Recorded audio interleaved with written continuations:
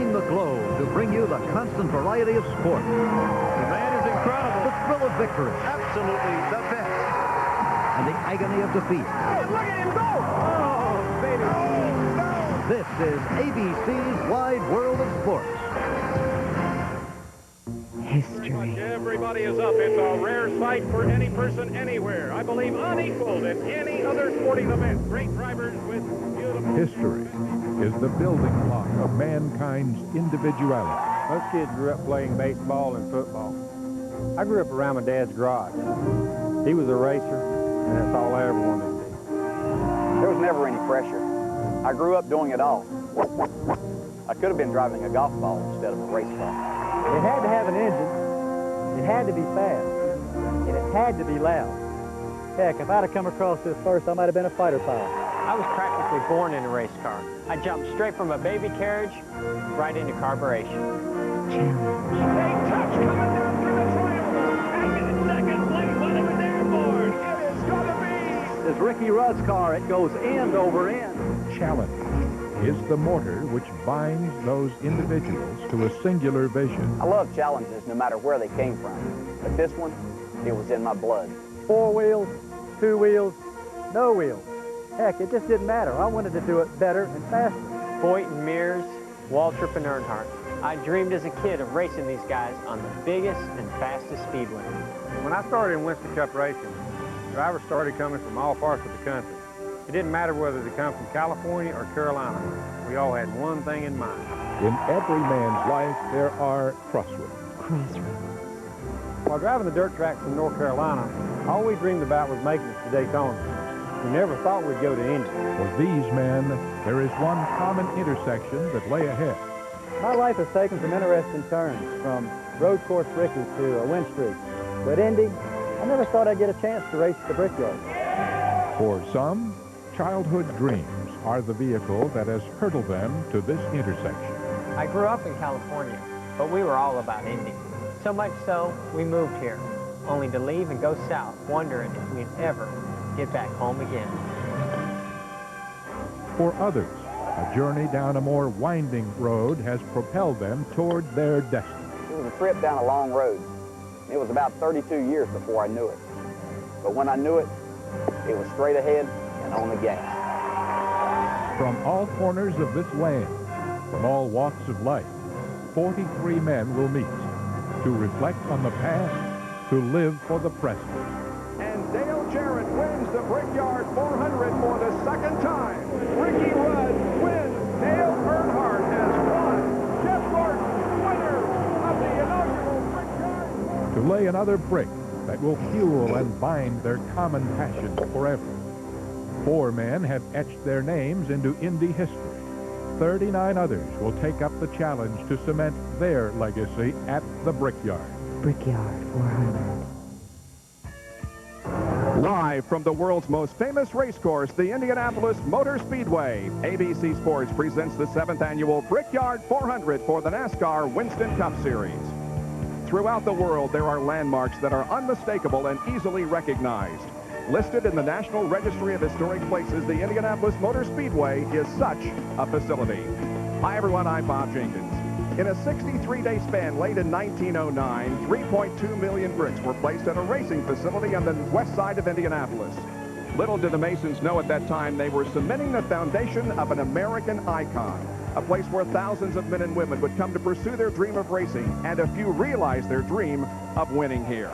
In the next few minutes, 43 stock car drivers will begin their pursuit of being the next to conquer this 91-year-old facility that has become an American sanctuary, at a place that has, down through the years, become simply known as the Brickyard. There is arguably no more hallowed ground in all of American motorsports than right here where I'm standing.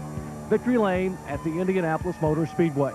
84 times in the month of May and 6 times in the month of August, drivers have celebrated here and shared a common bond.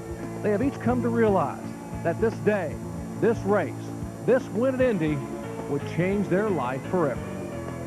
There have been a lot of big changes here at the Indianapolis Motor Speedway in the last year, and none bigger than this new 11-story pagoda tower. 6,000 cubic yards of concrete and 1,100 tons of steel make up this massive structure. But folks, it's not a building that makes Indianapolis special. It's the history of the men that have won here. One thing will never change. A win at the Brickyard is a career highlight. Today, it's 160 laps, and two of the most important moments will happen right here in the flag stand. Just minutes from now, Rodney Wise is going to wave this green flag to signal the start of the Brickyard 400. And 400 miles later, he's going to wave this checkered flag to end it. What happens in between? Well, hair-raising moments of hope and heartbreak. Rodney Wise is a quiet man most fans will never meet. But every driver in this field knows him because he'll be the first man to greet the next winner at Indianapolis.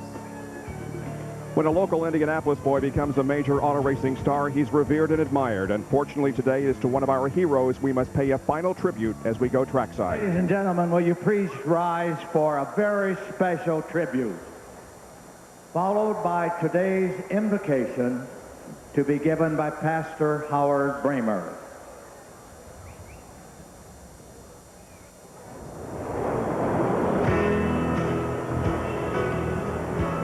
31 years ago today, a boy was born on the east side of Indianapolis in the shadow of the Indianapolis Motor Speedway. As he grew, so did his passion for racing. Kenny Irwin will be shown in 4th spot in this. And as a young man, he distinguished himself with his racing accomplishments. Ladies and gentlemen, the 7th running of the Brickyard 400 is dedicated to the memory of Kenny Irwin, Jr.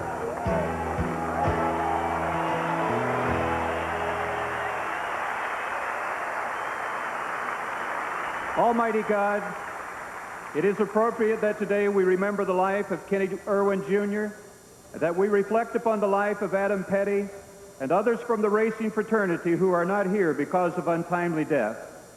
It is also highly appropriate that we now pause and look to you, for you are the one and only true God. Because of the expertise of these world-class drivers and the famed history of the Indianapolis Motor Speedway, we assemble here and join with millions around the world to witness one of the greatest events in all of sports. Lord, you have created us with a healthy spirit of competition, as well as the capacity for goodwill. May both of these qualities, along with safety, be in evidence here today. And now, Almighty God, in the name of the Lord Jesus Christ, we pray that from the mountains to the prairies, to the oceans white with foam, God bless America, our home, sweet home. Amen. Would you please remain standing for our national anthem to be performed by the Indiana State University Marching Sycamores, the vocalist superintendent of the Indiana State Police, Melvin Caraway.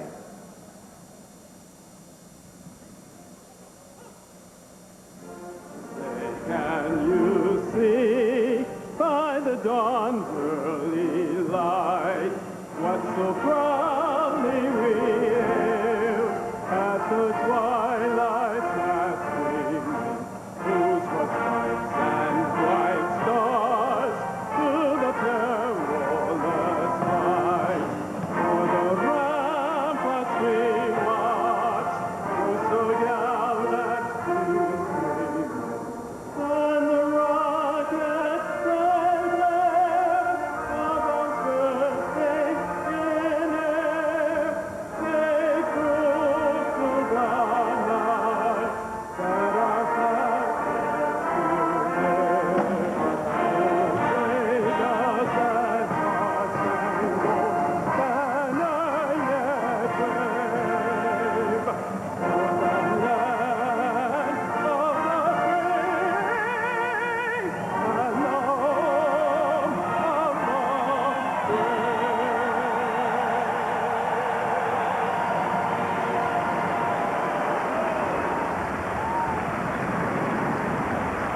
of the brave.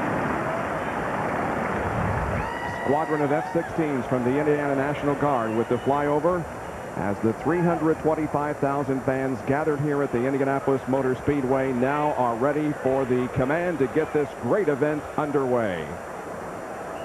Since 1911, they have been racing 500-mile races here at the Indianapolis Motor Speedway. This is the 7th edition of this 400 for the NASCAR Winston Cup Series. And the emotion and the electricity along pit road and in the grandstand could not be better. It's a beautiful day in Indiana with Hoosier skies blue overhead. There is a breeze from the south blowing to the north. There are showers expected, but not until later this afternoon. We should have an uninterrupted Brickyard 400. However, we could have some clouds move in over the racetrack before the race ends, and that could mean some problems for the teams who have prepared for a sunny day. Now let's go down trackside once again as we get those famous words. And now to give the command to the drivers is the chairman of the board of the Indianapolis Motor Speedway, Mrs. Marie Tallman George. Gentlemen, start your engines.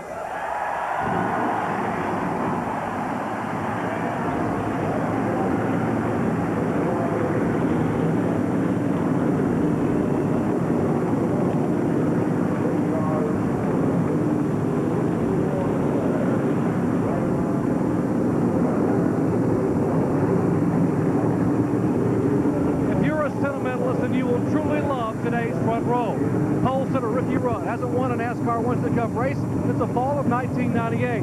But today, wheels the car, last driven here at Indy for the late Kenny Irwin, on a day in which Kenny would have celebrated his 31st birthday.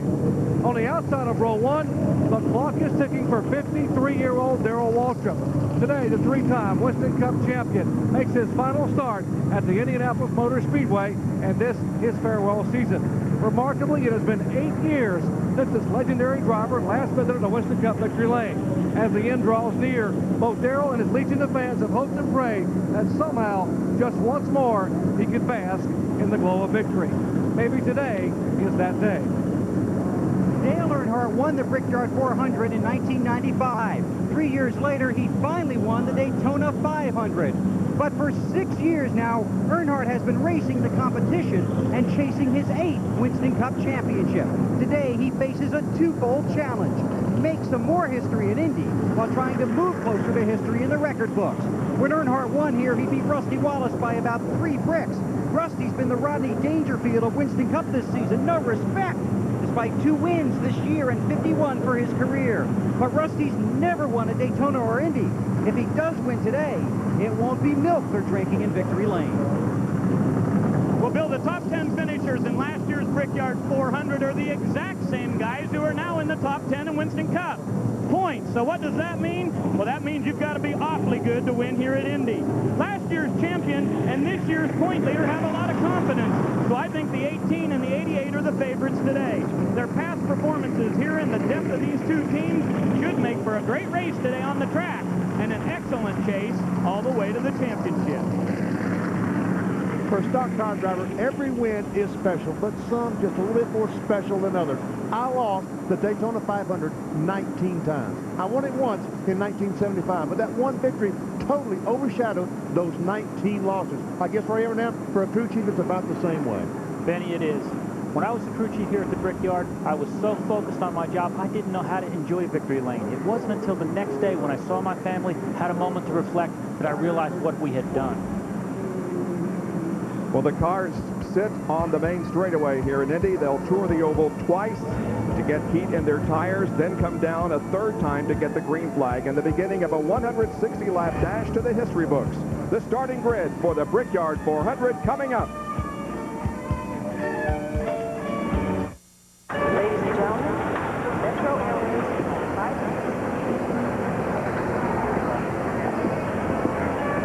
Transverse Express. Franklin, Rome. Philip Airlines Flight 755.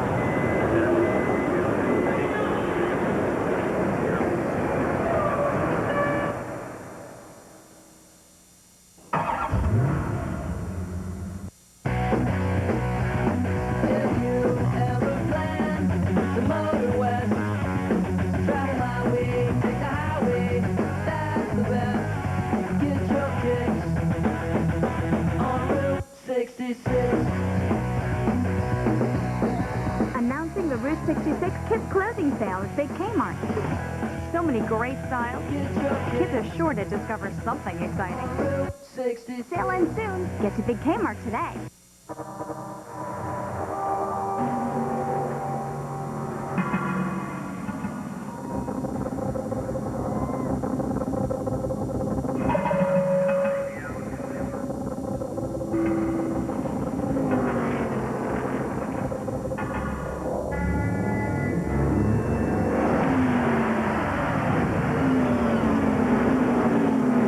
Conseco, NASCAR's official financial services provider. Step up. Nice looking jacket. Special edition. Leather. Name your price, man. Your hat. Some people will give anything, Hey, Jack, to own the special edition NASCAR 2000 jacket. But it's yours for just $169 when you buy any Exide Select battery. And you'll be helping the kids at Duke Children's Hospital. Hey, Jack. Where's your hat? Look for details wherever Exide Select is sold. Nice hat. Thanks. The Brickyard 400 on ABC Sports, brought to you by Big Kmart, changing for the better. Citgo, you love racing, we love racing. Conseco, and Exide NASCAR Select, the official automotive battery of NASCAR.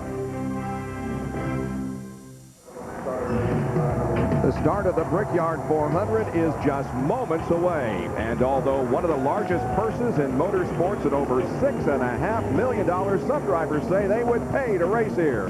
The last place driver will get a guaranteed $80,655. Dale Earnhardt is the race record holder. Now here's the starting lineup on the pole for the second time this year, but for the first time here at Indy, Ricky Rudd, the winner of the Brickyard 400 3 years ago. Outside row one, the oldest driver in the field, Darrell Waltrip, who at age 53 is in his 29th and final season of competition. Row two, the current points leader in the Winston Cup Series, Bobby Lamonte from Corpus Christi, Texas. And on the outside of row two, veteran Kyle Petty, who'll be substituting for Jeremy Mayfield. Yesterday in practice, Jeremy's car slid in oil to the third turn concrete. He suffered a concussion, was not medically cleared to drive. Petty will go to the tail of the field before the green flag drops. Now the rest of the starting lineup, and Benny, we talked about the clouds that could move in. How will that affect the handling of these race cars? It's going to make the race cars a little bit tighter. The crew chief's going to really have a lot of problems. They're trying to keep up with the change of weather if those clouds come in. Ray, do we expect a lot of pit stops here today?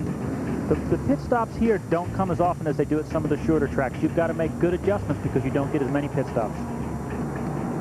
Back in row number 10, Robert Presley and Sterling Marlin. Starting in the 11th row, Jimmy Spencer and Steve Park. The 12th row consists of Jerry Nadeau and the winner of the first pole position here at the Brickyard, Rick Mast. The 13th row, brothers Todd Bodine and Brett Bodine. Brett, who is the track record holder now after second round time trials. Todd is substituting for Terry Labonte, who as a result of a crash at Daytona last month is unable to start today's race and therefore ends his record streak of 655 consecutive starts. And it was an emotional Terry Labonte that talked with us before the crowd gathered here today. Certainly unhappy that he was unable to start today's race. Jeff Gordon, two-time winner way back in the 15th row. He's got a lot of positions to make up back in the 16th row. It's Wally Dallenbach and Bobby Hamilton. And in the 17th row, Benny, Jeff Burton. He's not unaccustomed to starting in the back, but I'd look for him to go to the front. Yes, Jeff Burton was very confident in NASCAR today about how well his car is running and feels like it's easily going to the front, along with Joe Nemechek, who was the fastest car, second fastest car in happy hour. These drivers had to take provisionals to get into the starting lineup. Chad Little and Kevin LePage are back in the 20th row. Ted Musgrave and Dave Blaney will start in row 21. And in the 43rd and final starting position, rookie Stacy Compton. Now a look at the drivers who failed to make the field. Kyle Petty, although he will be in this race in a substitute role. Robbie Gordon, Dave Marcus, Bill Baird, David Keith, and Rich Bickle. Down to Jerry Punch. Well, Bob, in 2 of the last 3 Brickyard 400s, fuel mileage has played a major role determining the outcome. Back in 1998, Dale Jarrett's great run came to a premature end when his team left him out 1 lap too many. He finished a disappointing 16th place. In 1997, Ricky Rudd won here in Indianapolis, although he didn't have the fastest car, but he had the best fuel mileage. Today, these teams know that they can stretch their fuel mileage to 40 laps. They can make this a 3 pit stop race. If that stretch works, it looked like Ricky Rudd. If it doesn't work, well, you saw him pushing Dale Jarrett's car. Right? Well, Jerry, coming into this weekend, there had been 11 track records set this season. Now it's 12. The reason is these cars are going much, much faster. And I think it's because of the Goodyear tires. It's a new generation tire. Now, we have seen some problems with them already this weekend. This tire is the exact same tire they used at Pocono last week. Now, remember, Dale Earnhardt Sr. finished 25th that day after cutting down his right front tire. And Jeremy Mayfield was just 1 mile away from victory before his right front started to go down. So there may be tire issues today. If there are, we'll get you the story from here on pit road. Bill? Well, no matter how hard a driver works out on the track, his best opportunity to pass may be right here. Pit strategy will be pivotal. Will 2 tires be enough, or will I need 4 and win? The pit crew has to be good, and they have to be fast. Only 2 things can happen on pit road. You can pass the other guy, or the race might pass you by. And while this is a big track, pit road is pinched by 2 walls. Drivers in the outside lane will cheat toward the middle. And when traffic gets hectic, that's when the speedway often looks like a shopping mall. In NASCAR Winston Cup racing, the word pressure is used a great deal. We normally talk about tire pressure, air pressure in the tires, but today, these big events, there's a lot of mental pressure. The drivers having to do the job, the crew chiefs trying to make those decisions, and the crews having to worry about making those 14, 15-second pit stops. Ray, how about the crew chief? Is he the guy under most pressure? No, Benny, as a crew chief, your job is to not create pressure for the guys. They've got to be able to do their job just as they do back at the shop. As far as your race strategy, you bring a playbook of what you hope will happen, but pretty much the race is going to dictate whatever strategy you use. 325,000 race fans have gathered here on the west side of Indianapolis to watch this race here today. They are virtually all the way around the track. The cars right now are at the end of the backstretch, headed into turn number 3. When they come down this time, they will be getting the green flag, and we have a host of onboard cameras to complement the coverage of our race here this afternoon. On board now with the Winston Cup points leader, Bobby Labonte, Ray Dunlap. Well, Benny, the 11 car was about an hour and a half late getting to the inspection line. Mike Hillman, the new crew chief, takes full accountability for that, but Brett is in the car and out there and ready to go. Now, Brett says this is the best race car that he's ever had at Indianapolis, and remember, in the inaugural race here, he finished 2nd. He is the fastest qualifier, although that came in 2nd round, and so he starts back in the 26th position. The fastest qualifier in 1st round, Ricky Rudd. He's in that black and red car. On the inside, behind the pace car, Darrell Waltrip is alongside. Now the pace car pulls off the racetrack. The fans on their feet, and we are ready for the start of the 2007th annual Brickyard 400 at Indianapolis.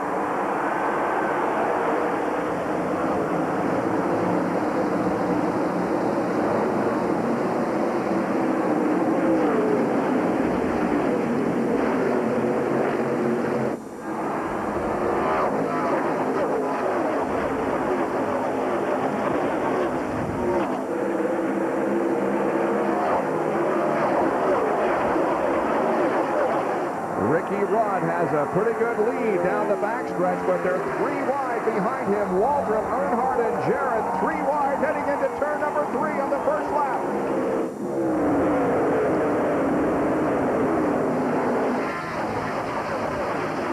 The battle for 2nd position is between Bobby Labonte and Dale Earnhardt Jr. Labonte gets 2nd as they come down to complete lap number 1. The pole winner has led the first lap of every Brickyard, and it continues in 2000 as Ricky Rudd will lead lap 1. Labonte 2nd. Dale Earnhardt Jr. is 3rd, and Dale Earnhardt is 4th.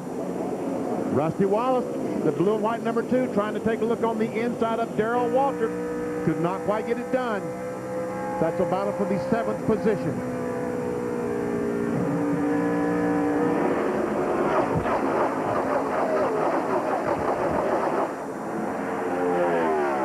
Single file formation now down the backstretch the 2nd time. There is Rusty Wallace. John Andretti, the 43 car, on the inside of Steve Park, takes a spot away. This is in turn 3. Andretti a little loose as he gets to the inside, and also a car making a move is Jerry Nadeau to the inside of the short chute, picks up a position.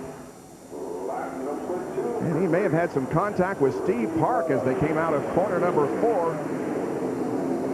The yellow car on your left is Steve Park. There's Jerry Nadeau on the inside. And they go through the corners side by side.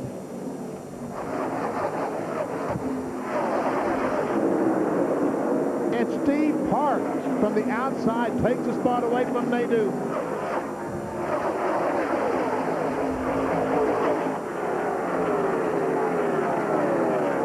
Todd Bodine in the number 5 car, remember, in substitution for Terry Labonte. And Jeff Gordon begins to move up through the traffic. He's low on the inside of the racetrack in the short chute. Now that's Gordon in the blue car, a special paint job this weekend. Not the normal rainbow colors of the DuPont. Celebrating 50 years of the cartoon Peanuts. There is Rick Mast going to the inside of Nadeau, making it 3 wide into turn number 1, but they get 2 abreast, and Rick Mast picks up a spot. Jeff Gordon now racing alongside Kenny Wallace. Jeff Burton, who started in the back of the field, also moving up. He's in the 99 car. Swinging to the inside. Once again, 3 wide. That's Wally Dallenbach in the 75 car.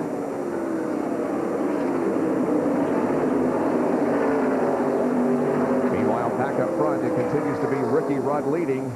Here is Jeff Gordon once again moving to the inside as there is Ricky Rudd leading. Bobby Labonte running in second position, and down the front straightaway here, they're fanned out 4 wide. Rusty Wallace down low now gets in the groove, headed into turn number 1. Tony Stewart, the driver from Rushville, Indiana, about 35 miles south of here in the number 20 Home Depot Pontiac.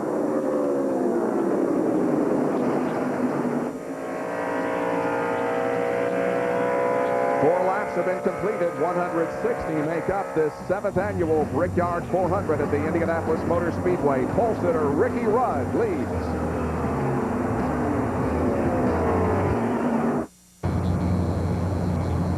What? They gave our room away? Not what you want to hear. Then Super 8's where you want to stay, where VIP members get guaranteed rooms and 10% off. Clean, friendly Super 8. All the room you want. Getting real loose on me. Rusty, hit next lap. Hit next lap? Hit next lap. Are you sure? I'm positive. What's going on, guys? Stay out or pit. Pit. No pit. Pit. Pit. Pit. No pit. Pit. No pit, baby.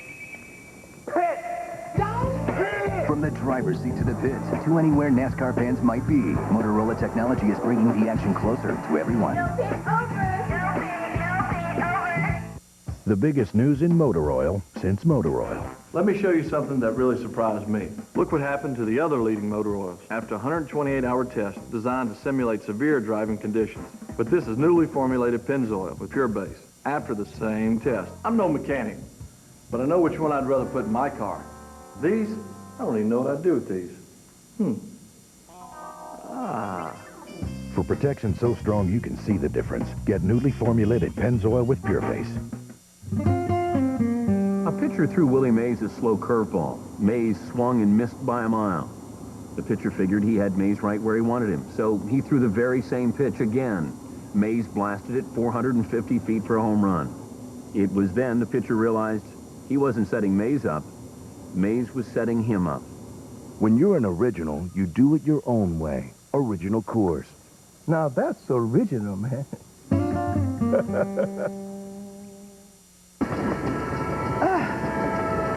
I can't stay here another minute. Not what you need to hear. Then Super 8's where you need to stay. As clean as can be, 1,800 times over. Clean, friendly Super 8. All the room you want.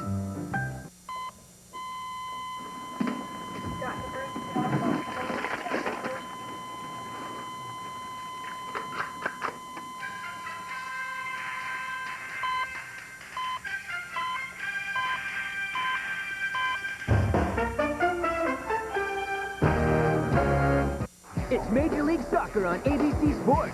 Clint Mathis leads the first-place Metro Stars against Ante Razov in the Fire. Live Sunday at 4, 1 Pacific on ABC. The Brickyard 400 at the Indianapolis Motor Speedway is 7 laps old. Ricky Rudd continues to lead over Bobby Labonte, although Labonte has closed in. Running in third position is Dale Earnhardt Jr. Here is Tony Stewart to the inside of Ward Burton and picking up another position. I think it moves him to about the 8th position.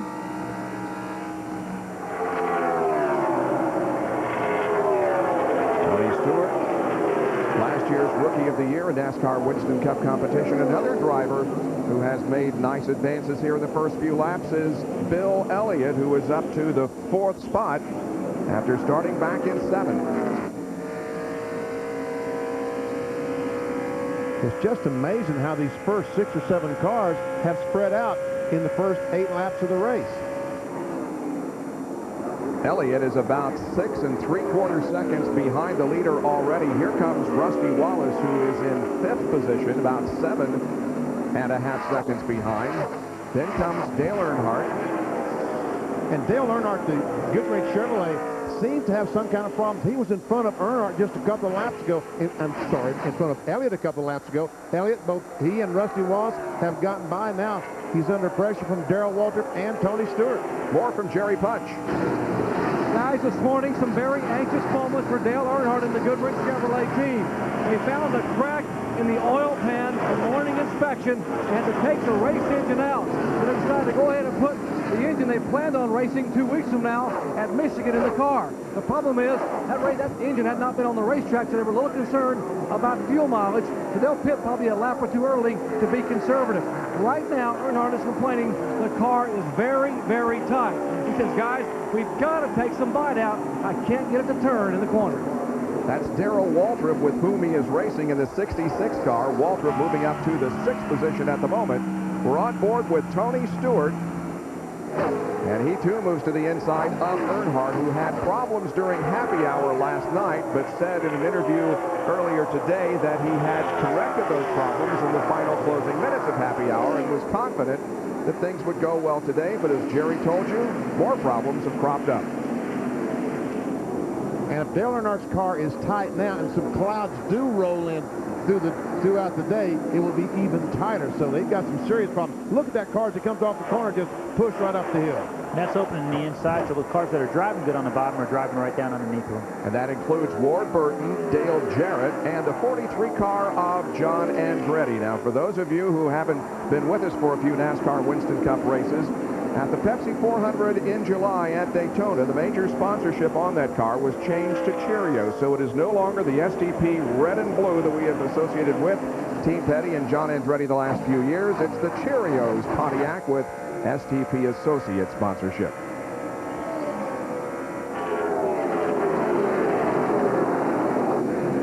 John Andretti, of course, a native Hoosier. Jerry Nadeau and Steve Park continue to battle it out. They've been running together since the green flag drop. That's 16th and 17th. Jerry Nadeau started back in 23rd, so he is marching towards the front. And he was the fastest car in yesterday afternoon's happy hour. Very optimistic. They're very, very optimistic about their chances here in the Brickyard corner. Talking about Jerry Nadeau, the 25 car, and his crew. Ricky Rudd continues to lead. The separation back to second place. Bobby Labonte just about a second.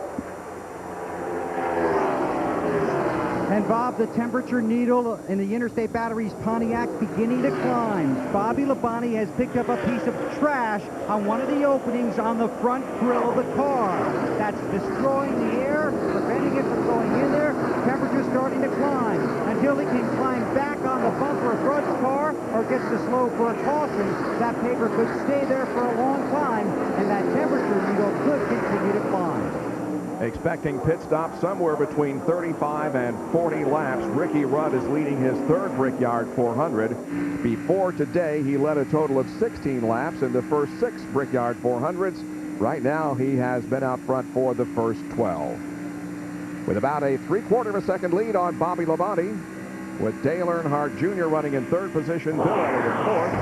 Ricky Rudd, however, the man of the moment, at the Brickyard 400 at the Indianapolis Motor Speedway.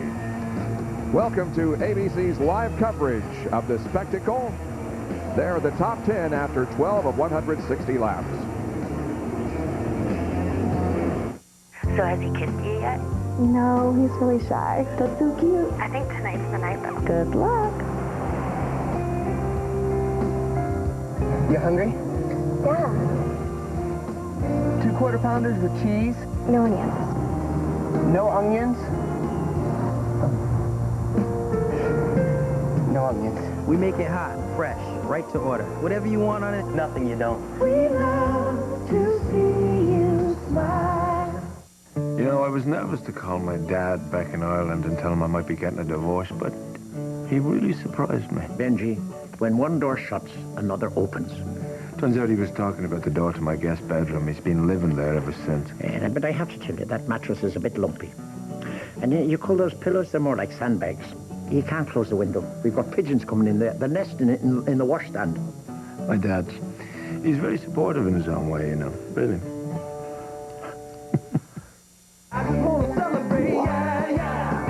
Celebrate the sheer fun of owning a new Ford and saving a ton of money. The Ford Authorized Clearance. Check out Ford Focus. With a Z-Tech engine and CD player standard, Focus was made for fun. Great model year-end deals make it even better. The Ford Authorized Clearance at your Quality Plus Ford dealer. Now celebrating a new Ford Focus for just $12,780. Just $12,780 at your Quality Plus Ford dealer. Race into Her TV and Appliance for unbeatable prices. Right now, save up to $150 on selected refrigerator models. And save up to $500 on selected TVs. And don't forget, we're the leaders in service. Go, go, get it up, get it up, go, go, go, go, go. I'm down. Go. Her TV and Appliance, unbeatable prices, leaders in service, a winning combination every time. You've got a key to your house. You've got a key to your car. Well, now you've got a key to the pump. Speed Pass from Mobile. It's your personal key to getting in and out of the station fast. Just wave it at the pump, gas up, and go. To get your free Speed Pass, call now, toll free. Mobile Speed Pass is linked to a major credit card or check card you already have. Over 3 million people are already getting gas faster with Mobile Speed Pass, the fastest way to get gas. ABC 27, proud to be a better choice for Gettysburg. Caution is out at the Indianapolis Motor Speedway. We have had a crash down in turn number 1 involving Mark Martin. We also understand the car of Jeff Gordon is damaged. The safety crew is at the Valvoline Ford, and Mark Martin is climbing out uninjured. We'll take a look at what happened as the cars went down into turn number 1 on the 16th lap.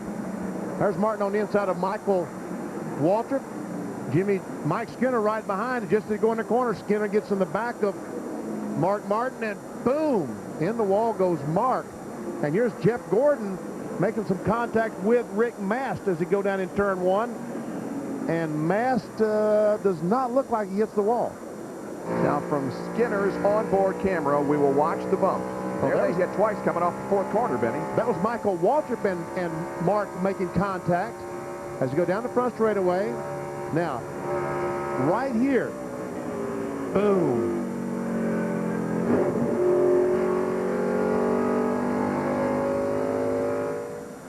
And from another angle, we see the contact between Mike Waltrip and Mark Martin as they go down to the turn, and then the contact between Mike Skinner and Mark Martin that sends him hard into that outside wall. Very, very hard. I know we say it a lot, but those fuel cells in those cars are amazing. Mark Martin did walk away from the car to the ambulance. He finished last at Pocono, the most recent race 2 weeks ago, and it could be that he has a second consecutive race in which he finishes in last position. Been an up-and-down season as far as the 2000 campaign is concerned. Well, pit stops are occurring. Let's go down to Bill.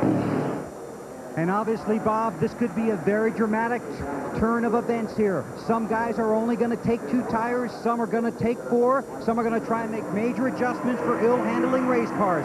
Bobby Labonte, the second-place car. That piece of paper has already fallen off his grill. It's the yellow line on the right side that is that invisible right side wall. Remember, these teams must bring those right side tires back. No adjustments for Labonte. It's 4 tires and fuel. We go to Jerry Punch. Ricky Rudd complained of his car being tight in the middle of the corner off. They're going to make an air pressure adjustment, a sizable air pressure adjustment in the right front and right rear.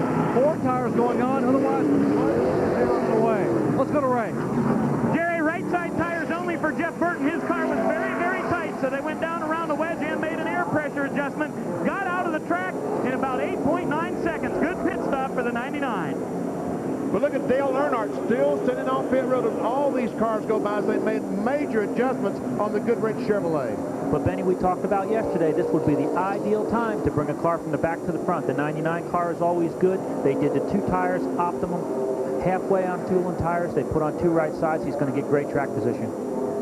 Doesn't look good for Jeff Gordon. They're trying to pound out the damage sustained by that car when he had contact with Rick Mast down at turn number 1. Jeff Gordon, 2-time winner of the Brickyard 400, sits on pit road as the crew works on the car. Here's the crash that has brought out the first caution in the 7th Brickyard 400. We'll have more live coverage after this. It's your concert hall. It's your car.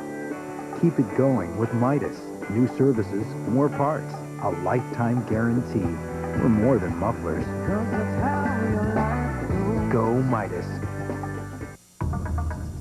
Nerves of steel. Strength under pressure. Cast iron muscle.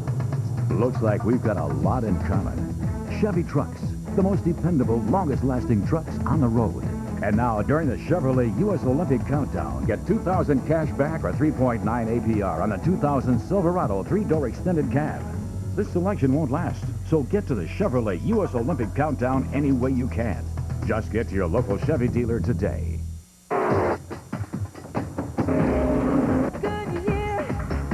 I'm Rusty Wallace for the new Goodyear Eagle #1 NASCAR tire. The only tire with the official NASCAR logo. Its aggressive tread design gives you traction for responsive acceleration and cornering. Goodyear, like the Eagle fly, Goodyear. You get Eagle performance NASCAR style. Serious freedom. Only from Goodyear. Goodyear, Goodyear.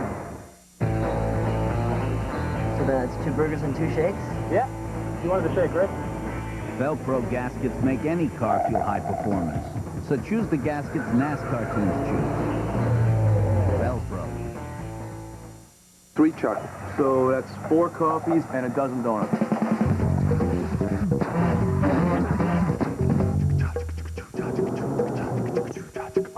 Guys? Drywallers are working at a whole new speed. They're using new easy scoring, clean snapping USG sheetrock brand wallboard and installing faster than ever. Hello, guys. The next generation of wallboard is here. Hey, it's about time. Now run get us some lunch. We need 4 hoagies, sodas, bag of chips. A terrorist's threat. The weapon used was a biological agent. A lethal mistake. God knows what we've unleashed. It's airborne. Could wipe out life as we know it. We have to eliminate the threat. Harry Hamlin. You have your orders. Nastasia Kinski. The world premiere. I need a miracle. Quarantine. ABC tonight at 8, 7 Central. They battled to one of the most thrilling finishes in kart history. Montoya won in Michigan, and Freddie became the points leader. They meet again at the Miller Lite 200 next Sunday on ABC. You know, Robert Yates, Todd Parrott, the whole 88 team, they're not just people I work with, they're like family to me. Families are real important in NASCAR. My father got me into it, and now it's my turn. Hey, can I borrow the keys to your car this weekend? No. Families are great support, but I compete with my brother. So do the Burtons, the Wallaces, and we all want to win. Hey, look, I love my brothers, but I'm not going to let them pass me on Sunday. This is NASCAR. Dad. No. This Wide Loaded Sports Update brought to you by Mobile One. Nothing outperforms Mobile One. Here now, Robin Roberts. The Brickyard 400 still under caution, but we will return to the Indianapolis Motor Speedway in just a moment. First, are you ready for some football, college football, that is? Remember last year, Florida State wire to wire as #1. That's the first time that ever happened. But in the Associated Press Top 25, the Noles start #2. Nebraska is #1 for the 6th time since 1950. Never had the Huskers won a national championship when they're the preseason #1. Bama 3rd, Wisconsin 4th, Miami 5th. Notre Dame not in the preseason AP Top 25 for the first time since 1986. To racing, Busch Series, last night's Kroger 200. Mike McLaughlin in the number 48 car gets tangled up with Wayne Grubb, and Mighty Mike, you know, he just doesn't like that, does he? Ron Hornaday, just a rookie, passes Jeff Purvis for the lead on lap 152, and Hornaday holds on for his 2nd career title. Coming up next here on ABC Sports at 4:30 Eastern, 1:30 Pacific, Dale Earnhardt seeks his 4th IROC title at the Brickyard, but Bobby Labonte could stand in his way. More racing ahead here on ABC. That's our Wide World of Sports mobile update. We'll have more for you later. Back now to the Brickyard and Bob James. Indianapolis Motor Speedway. We're about a half a lap from the green flag. We'll go down to Jerry Punch for a report from pit road. If you're taking notes at home, it's a long list of what they did to Dale Earnhardt's car. Dale said the car was tight everywhere, including the straightaway. That's how bad it was. But they came in and they changed the track bar. They made a wedge adjustment. They made an air pressure adjustment in 3 of the 4 tires. And Dale also wanted the rubber in the right front, but they didn't have time. Major adjustments on the Goodrich Chevrolet. Let's go to Bill Weber. Robbie Loomis has told Jeff Gordon the damage is just cosmetic. It doesn't look too good. They think the car's going to run very well. Here's where they saved themselves a bunch of time on pit road. They had prefabricated pieces for the nose and the front fenders that they could go ahead and put on if there was any damage. What they did is they took the prefabricated piece for the right front fender, pop riveted it on, taped it with some of that fancy 200-mile-an-hour tape, and sent that 24 car back out on the track. He is way back in the field, though, as Rusty Wallace leads them down to take the green flag and restart this race.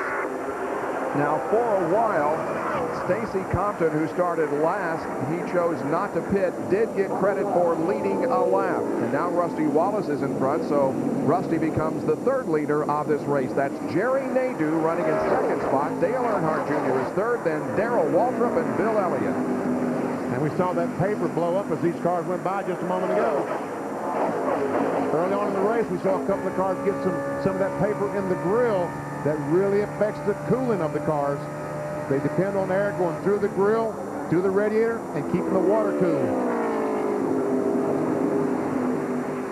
Dale Earnhardt Jr. all over the back end of Nadeau's car, and now he makes a move in the short chute and gets the position. So move Dale Earnhardt Jr. up to 2nd.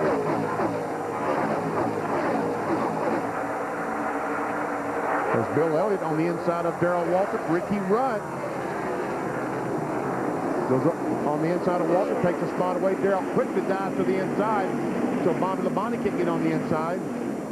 Labonte will, however, maneuver to the inside or try to get to the inside of Darrell Waltrip between turns 1 and 2, but will not be able to do it. Now he gets a good run off the 2nd corner. They go down this long back straightaway, which is 5/8 of a mile long, and Tony Stewart is also going to try to go around Waltrip. He does. Now it's a battle among teammates.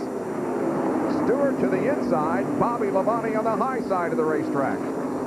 And behind those two, we have brothers battling for position. Ward Burton in the CAT-sponsored car and Jeff Burton in the 99.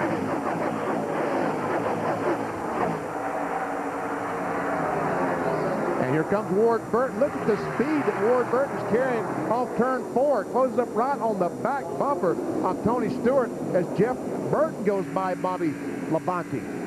And now Steve Park positions him inside, and here is Ward Burton passing Tony Stewart. Oh, little wiggles that came off that corner. Stewart and Burton are side by side. Meanwhile, up front, it is a much closer race than it was before the caution, as Dale Earnhardt Jr. is staying right on the rear spoiler of Rusty Wallace. Rusty, as the series lap leader, has led 932 laps coming into today's Brickyard 400.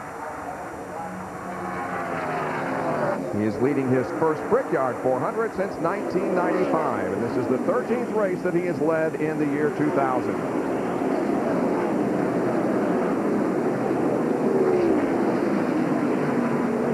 There's Kyle Petty driving the number 12 car in substitution for Jeremy Mayfield, and here is Joe Nemechek passing Darrell Waltrip, and that moves Nemechek up into the top 20.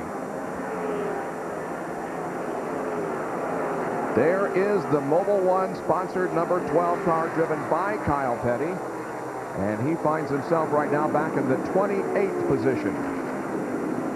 Had to start 43rd, dead last because of the relief driver, also a backup car. And Kyle didn't even get to make any laps in that car. The first laps he made in that car were this afternoon when the race started.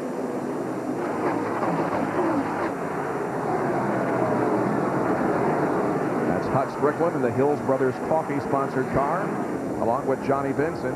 Things up front are pretty tight. The top five running right together, and then on back a good battle. Tony Stewart has been able to get back by Ward Burton. Got 3 Pontiacs in a row. 2 of the Gibbs Pontiacs and Ward Burton. Joe Gibbs owns the 20 and the 18 cars. Bill Davis, the 22 car.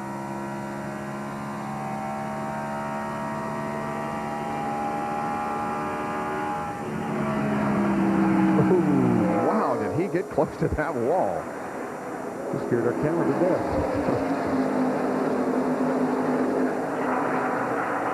There is the top 5 running together. And then about 3.5 seconds behind the top 5, the second group of cars. Dale Earnhardt back there in 17th position.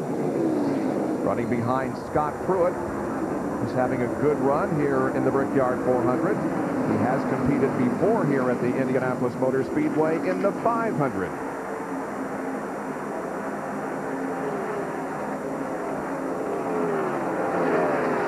In fact, he competed in 4 Indianapolis 500s. His best finish was a 10th back in 1986.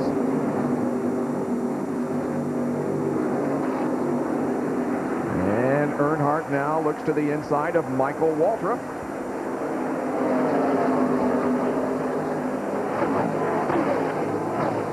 Can't make the pass. And Joe Nemechek right behind Dale Earnhardt. He's very optimistic on his chances here at the Brickyard 400. Did not qualify particularly well, about 33rd, but he is marching forward. He's now up to the 19th position. And Scott Pruitt has just taken 14th from Sterling Marlin. They got 18th for Joe Nemechek. Wallace separates himself a little bit from his closest pursuer, Dale Earnhardt Jr., but for the moment it's Rusty Wallace up front. Earnhardt Jr. second, then Jerry Nadeau, Bill Elliott, and the pole sitter, Ricky Rudd.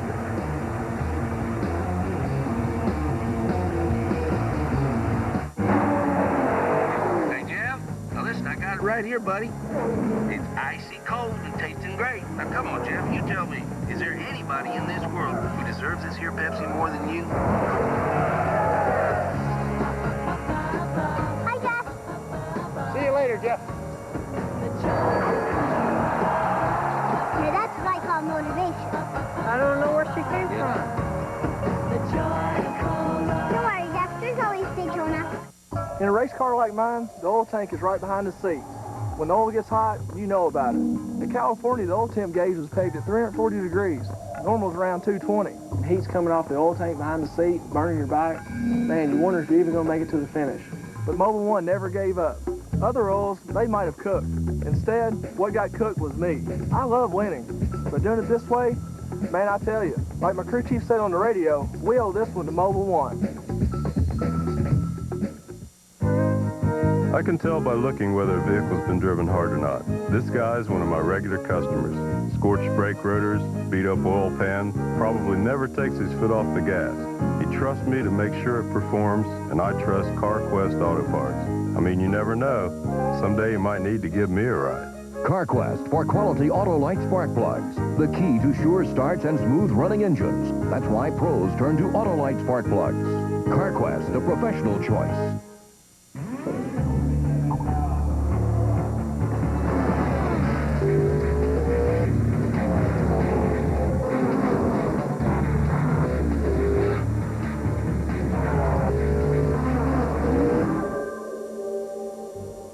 cool cars. Cool boots. Introducing the next generation of Red Wings with Comfort Force. Red Wing Shoes, proud sponsor of Petty Enterprises Racing. The rigid 10-inch table saw powers through even the toughest hardwoods. The oscillating sander converts from spindle to edge belt sanding in seconds. Engineered for power and precision, each and every rigid tool carries a lifetime warranty. But when it comes to something with even more power, Rigid's got that too. Rigid, available at the Home Depot.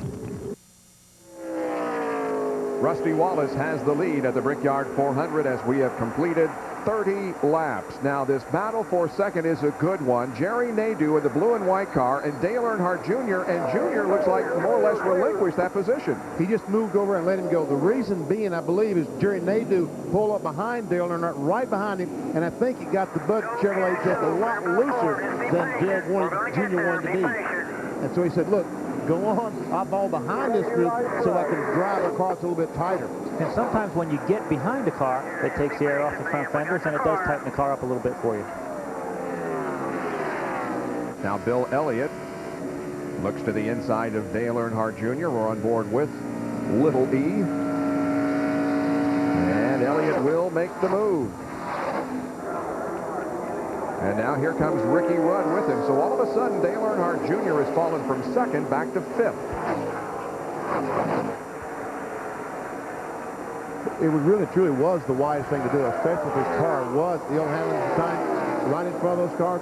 Fall back, make some adjustments, and be here at the end of this thing.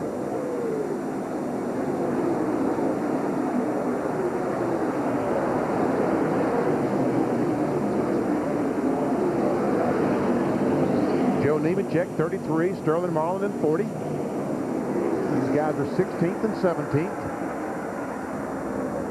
Michael Waltrip there in the 7, and don't forget Todd Bodine now is the driver of the number 5 car, which you have associated with Terry Labonte for a long time, but Terry Labonte unable to start today's Brickyard 400. Jerry Punch is with Mark Martin. And Mark, sort of the kind of week you've had here. I mean, but a very tight, narrow turn one. Looks like it got you. What happened there? Well, you know, we were having a little trouble out there. Michael was having some trouble in turns, and I just really wanted to make sure that I got by him cleanly and didn't, you know, be real careful and make sure we didn't have any problem. And he was wanting to race pretty hard there. I had Skinner as my friend there trying to help push me by him down the straightaway. And we approached turn 1, and I had to check up early because I didn't want to take a chance on sliding up into Michael. And it was earlier, I'm sure, than Skinner expected, and I just got a little push there, and we wrecked big. But you're okay. I'm fine. You know, it looked a lot worse than it really was. Still there. I don't know, I guess I'd Still there. Damn, you got him. Looking good, man. Looking good. So sour. I just can't even get upset anymore. I really had a lot of things go wrong this year that shouldn't, and I was trying so hard.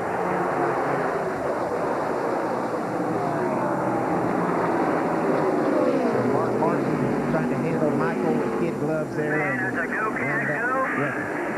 Okay, Mark Martin's okay, but a brand new car is history for the second week in a row, guys.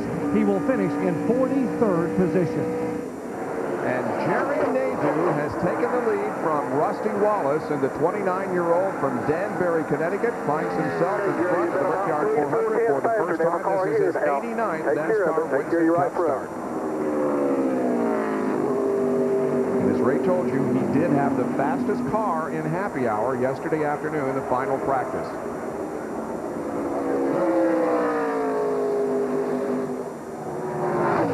It's Friday morning when I walked into the garage area, one of the crewmen stopped me and told me, we got something for these guys, talking about the 25, Jerry Nadeau.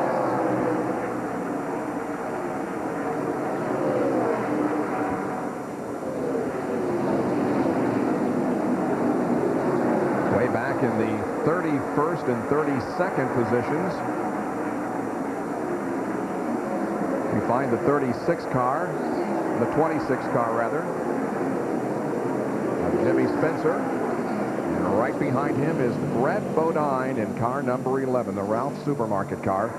He owns the track record here at Indianapolis for one lap. That came in second round, and it was quite a surprise on Friday afternoon when he did that. But he got a cloud over the racetrack, which cooled it a bit. Good lap, and he is the track record holder. But because it was in second round, he starts in the 26th position, and he currently is in 32nd. Elliott Sadler in the 21 and Ricky Craven in the 50, going by Bobby Hamilton. That's back in the 26th, 27th position.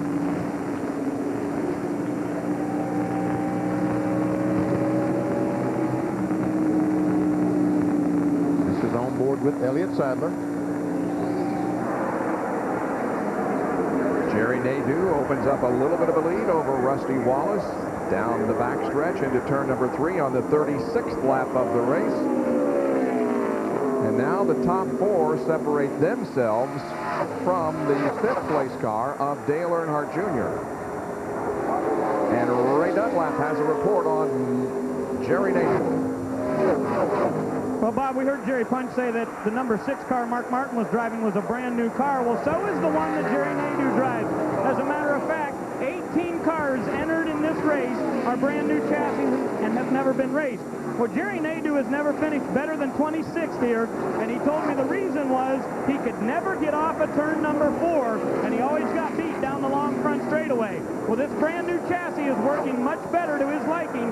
He said the car is its very best coming off turn 4, and that's why they've been able to move all the way to the lead. A member of the Rick Henry team, Jerry Nadeau's best finish in the NASCAR Winston Cup race was at New Hampshire in July of this year. He finished in 4th spot. He leads over Rusty Wallace, Bill Elliott, Ricky Rudd, and now Bobby Labonte.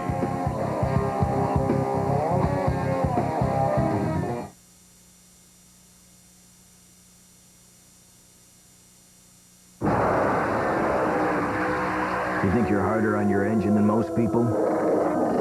Well, good. Because there's a new motor oil made to take it. Introducing new Pennzoil Synthetic with Penzane. Penzane was developed for the space program and is used by NASA. Don't change your driving, just change your oil. Pennzoil Synthetic. It's rocket science for your car.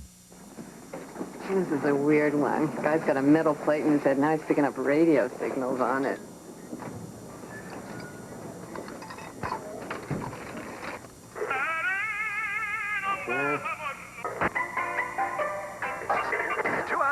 Top of the 5th, score tied at 3. Here's the pitch. A swing and a drive. Having a few friends over? A home run by Jones. Grab a Miller Lite. It's Miller time.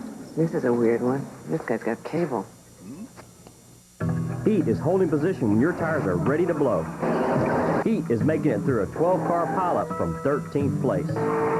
Heat is the last 5 laps of the Daytona 500. If you want the heat of the last 5 laps all the time, if you want the heat of door-to-door, fender-to-fender action, if you want the heat of Daytona, if you want the game designed by the pros, You want NASCAR Heat, the only game that brings the heat home. NASCAR Heat for PlayStation game console and PC CD-ROM, rated E for everyone. Okay, DJ, I'm ready for you. What's the game? I'll see boomerangs. Boomerangs?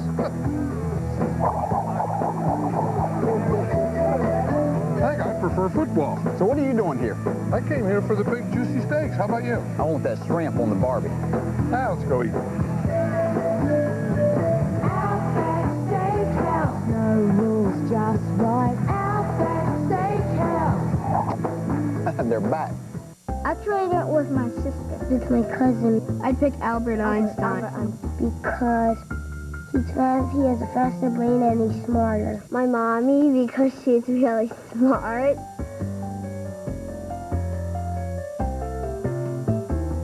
Bruce Lee. I trade brains with him.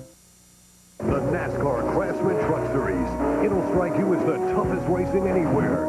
The NASCAR Busch Series. More drivers compete. More drivers win. You never know what you'll see. The NASCAR Winston Cup Series. It's just the best racing in the world. Millions of fans can't be wrong. No matter which series you experience, one thing's for sure. This is the flat-out best racing on earth. This is NASCAR. ABC's live coverage of the Brickyard 400 at the Indianapolis Motor Speedway continues. One of America's most enduring corporate images, the Goodyear blimp, is floating overhead, providing an aerial view. The Spirit of Goodyear is one of 7 airships in the Goodyear blimp fleet. Goodyear now has 2 blimps in Europe, 1 in South America, 1 in Australia, and 3 here in the USA. We're watching Jerry Nadeau leading the Brickyard 400 by a little over a second over Rusty Wallace. And Tony First probably telling him right now, okay, buddy, we're a little over halfway on fuel and tires, and everything looks good. Take it easy. And they are really setting a nice pace. Got a second-and-a-half lead between you and Rusty. Just remember that right front. Ricky Rudd has taken over 3rd position. Bill Elliott 4th, then comes Labonte. There is Tony Stewart. Here comes Dale Earnhardt Jr., who's fallen back to the 7th position. And Dale Jarrett begins to make a move now, moving to the inside of Jeff Burton down the front stretch. And Scott Pruitt comes along. That's a battle for the 10th, 11th, 12th position.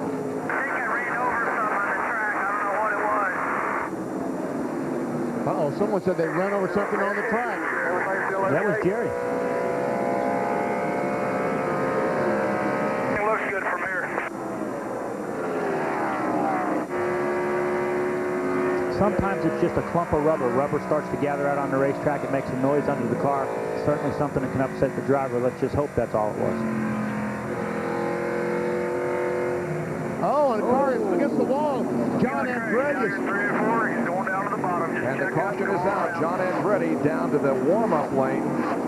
But the Cheerios Pontiac is badly damaged. And we see John trying to turn the steering wheel, so he is moving around in the car. Disconnecting the helmet. Hose is from the helmet. That's hard contact. Brings out our 2nd caution of this race. Watch the right side of your screen on the replay. The right front tire goes flat. For some reason, wow, and back in the wall. For some reason, going in turn 3, the right front tire is either cut down or something, and just, man, he pounds that wall. And Jeff Burton had to take evasive action to miss John. There's the contact with the wall. Jarrett, Pruitt, and Jeff Burton go low, and the others go high. Everybody misses John Andretti, but the driver who competed in 7 Indianapolis 500s and has started all 7 Brickyard 400s finds himself against the wall in the 3rd turn at Indianapolis. And you see John Andretti is moving kind of slow. There's a couple of reasons for that. Number one, he's very disappointed because he's out of the race, not a chance to win in his hometown. And the second thing, he's hurting pretty good right now because that was a very hard blow. John's best finish here in the Brickyard 400 was in 1998. He finished in 7th position, waves to the crowd. He's okay, will go into the ambulance, however, and take the mandatory checkup at the infield care center. Well, pit road should be open this time since the pace car is out there and has the field in tow. So all important pit stops are going to be happening here on the 44th lap of the race. Now, Jerry Nadeau last time, you know, had to change 2 tires to get that track position. Is he going to change 4 this time? Is he going to lose some track position? Because those guys that changed 4 before, maybe they'll just change 2 this time. Rusty Wallace, he fell in love that 2 tires change at that victory at Pocono. He changed 2 that first stop. Then it's too long on left sides. They've got a full fuel run on left sides now. They're going to have to change left sides. The guys that put on 4 last time can choose to do 2, but now pretty much everybody's got to do 4, so you really won't lose anything if you do 4. All cars are still on the lead lap, so are eligible to pit this time by. You can see those running toward the front of the field. Will 55-mile-an-hour speed limit down pit road. Let's go down to Ray Dunlap. Well, Bob, this will be a 4-tire change for sure for Jerry Nadeau because they did 2 on the very first one. A half-pound down on the right rear's air pressure so Jerry can have a car with a little bit more grip. Now to Bill Weber. Rusty Wallace a little loose, gets one round of fight the left side, 4 tires and fuel, 22 laps on this set of tires. Jerry Punch.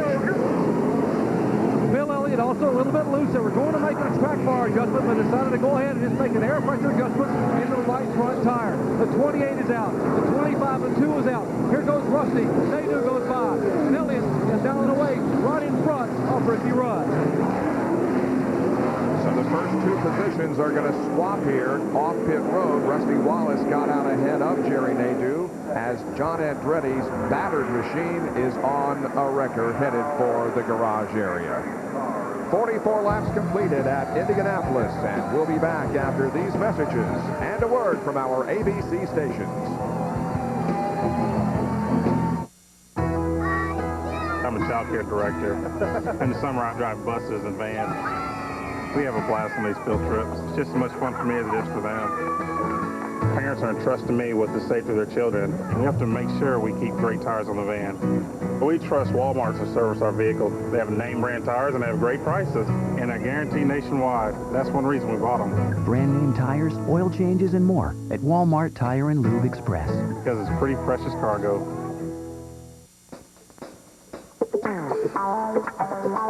In a world where justice is a game and power resides with the few, one woman stands apart. Kid just puked. Motherhood will never be the same.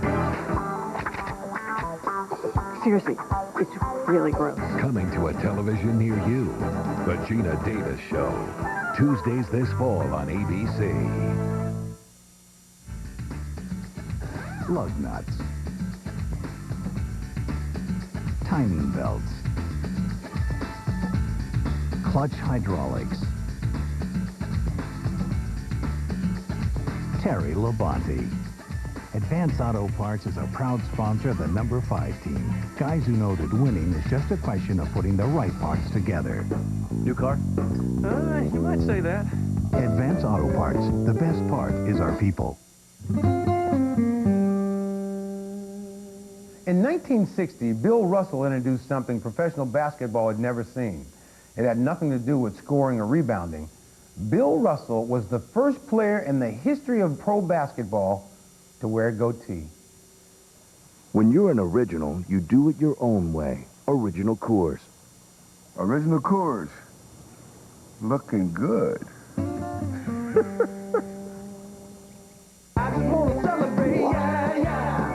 Celebrate the sheer fun of owning a new Ford and saving a ton of money. The Ford Authorized Clearance. Check out Ford Focus. With a VTEC engine and CD player standard, Focus was made for fun. Great model year-end deals make it even better. The Ford Authorized Clearance at your Quality Plus Ford dealer. Now celebrating a new Ford Focus for just $12,780. Just $12,780 at your Quality Plus Ford dealer. ABC27.com. Surf by for free internet service. The field is on the backstretch. When they come around, they will get the green flag and resume the Brickyard 400 after the second caution of the afternoon because of a crash involving John Andretti. Tommy Baldwin, right rear tire changer on Ward Burton's car. Where's the crew cam, BP? And watch also the crew chief. Watch this as the Caterpillar Pontiac comes in. Man, he takes those lug nuts off, throws that tire off. The tire carrier puts the tire in position, goes around to the left side. Lug nuts coming off. Tire off. Tire, oh, there we go. A little bit of a miscue. And watch this. As soon as he gets too tight to the lug nuts, that hand goes up, keys are ready, and starts talking to his driver. Saying, go, go, go, huh, Ray? Go, go, go. And that's what we're going to do right now as the pace car comes off the racetrack, and Rusty Wallace leads the field to the green flag on the 47th lap of the Brickyard 400.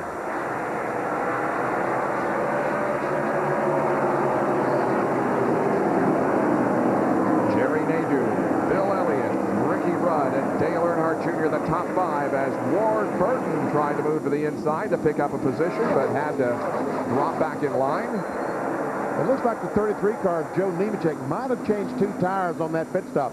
He was 15th before the caution flag. He currently is in 8th position, picked up 7 spots. Here's a battle for 3rd as Ricky Rudd Goes to the inside of Bill Elliott at the end of the backstretch. Into turn number 3 they go side by side. Elliott and Rudd wheel to wheel through there. Dale Earnhardt Jr. looking on. And still nobody gives. Now Rudd takes the spot.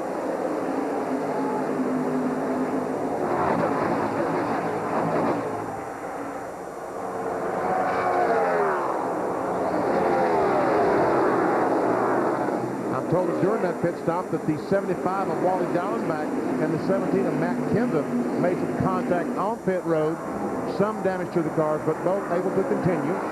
Dale Earnhardt Jr. passes Bill Elliott in the second corner.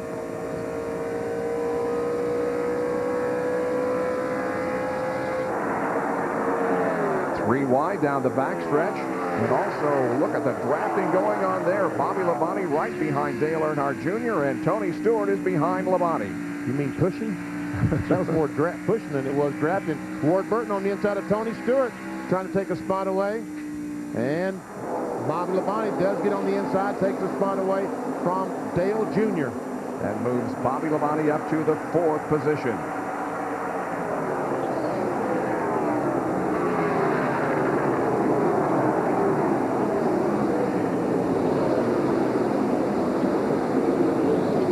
Joe Nemechek in the 33 car that Vinny talked about a few moments ago, running side by side with Scott Pruitt. Sterling Marlin looking on. And Joe Nemechek, I'm sure, changed too now because he's losing positions. He was 8th. He's now back to 14th as Pruitt trying to go by and take another spot away. And Ray has an update. Well, Benny, you're exactly right. It was just 2 tires for Joe Nemechek that time. They said, let's gamble early on here to try to get the track position. Looks like it may not be paying off. Meanwhile, the 75 car of Wally Dallenbach has come in for a lengthy pit stop. So that car not on the track, and the other 2 not on are John Andretti and Mark Martin, both of whom have crashed. Otherwise, everybody is still out there and on the lead lap. Up front, it is Jerry Nadeau pursuing Rusty Wallace. Well, these cars, the last time, both of them changed 2 right-side tires. And we saw Nadeau pass Rusty Wallace and pull away by about 1.25 seconds. Now, this pit stop, they both changed 4 tires. Interesting to see what's going to happen now. Well, Benny, 2 tires and 4 tires affect each car differently. Sometimes when you put 2 tires on, it frees your car up a little bit. Sometimes when you put 4 tires on, it'll snug it back up. It looks like the same thing's going to happen to me. It looks like Jerry Nadeau is going to make a run at Rusty and take that lead away. Boy, Nemechek is looking good. You mean Nadeau? Nadeau.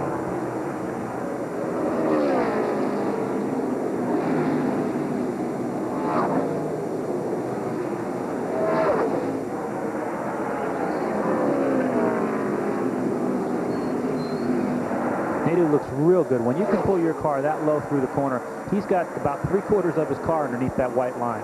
Any lower, he'll be in the grass. Rusty Wallace, with whom we ride, was the fastest in the open test that they had here several weeks ago at over 181 miles an hour. Kyle Petty looks like he's lost the power and possibly was involved in a near miss out there. He's certainly off the pace. There's no doubt about that. As cars go by, there's Jeff Gordon with damage to the 24 car going by. It's Ted Musgrave in 0-1. 17 of Matt Kenseth. Now Kyle's car is back up to speed. Take a look at what happened.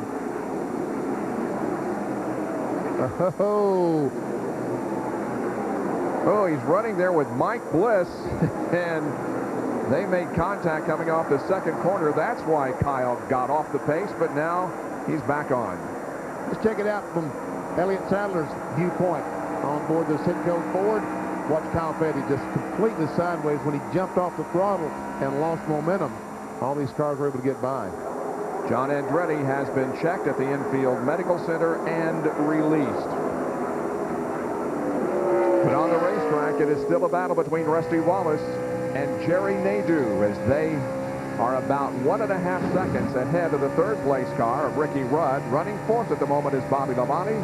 Then Dale Earnhardt Jr., 52 laps completed.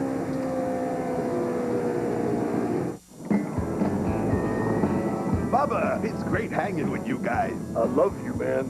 But what about me? I love you too, man. More than me? No, man. No, it's that whole wheat thing, isn't it? You just love that sweet frosting, don't you? You're confusing me, man. I can't choose. You don't have to choose sides. You can have it all with Kellogg's Frosted Mini Wheat. Now in honey, too. See, you do like him best. Chill, baby. I got you covered. Sometimes you just got to get it done, no matter what. You can plan all you want, but you still got deadlines. Sometimes you need extra equipment. I'll tell you who saved my neck a time or two. Nation's Rent. They got what I want. They get it to me when I need it. It's newer, and it works. I can count on these guys. Nation's Rent carries Grove, aerial work platforms, and industrial cranes. They get it done for me. Nation's Rent. 1-800-NO-SWEAT. Introducing the new 72-month Pro Start Plus battery from Pep Boys. Every size, every battery, one great price, $39.99. The new Pro Start Plus battery comes in 16 sizes to fit almost all cars, trucks, vans, and SUVs on the road today. And at just $39.99, it's sized to fit your budget, too. Throw in our 18-month free replacement, and you'll have every reason to buy a $39.99 Pro Start Plus battery from Pep Boys. Cars like us. People love us. Celebrating by Team Monte Carlo. Now, the first thing you've got to do is jump up here and scream and yell, woo! Make sure your hat guy forms them first, so you don't end up looking like a dork. Now, when somebody hands you one of these babies, make sure you say thanks. Thank you. Thank you. Oh, man, don't eat the check. Want to be like Jeff Gordon? Drive the all-new Chevy Monte Carlo. The cars more champions depend on. Chevy, we'll be there.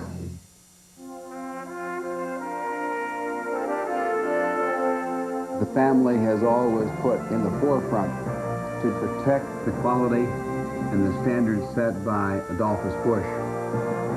The deep sense of pride that my grandfather taught me, that my father continues to teach me. I think he would be very happy that the generations of his family have practiced what he taught us. You know, Robert Yates, Todd Parrott, the whole 88 team, they're not just people I work with, they're like family to me. Families are real important in NASCAR. My father got me into it, and now it's my turn. Hey, can I borrow the keys to your car this weekend? No. Families are great support, but I compete with my brother. So do the Burtons, the Wallaces, and we all want to win. Hey, look, I love my brothers, but I'm not going to let them pass me on Sunday. This is NASCAR. Dad! No. Up front, it remains Rusty Wallace and Jerry Nadeau. While we were in break, however, Bobby Labonte, who you see there in your picture, the third car, passed the 28 car Ricky Rudd for third, and Bill Elliott got by Dale Earnhardt Jr. for fifth. And Bobby Labonte, that green Interstate Batteries car, getting closer and closer to that front two. Last time by, our scoring monitor says he was a mile per hour faster than the two cars in front. That time, he was the same speed as those front two cars.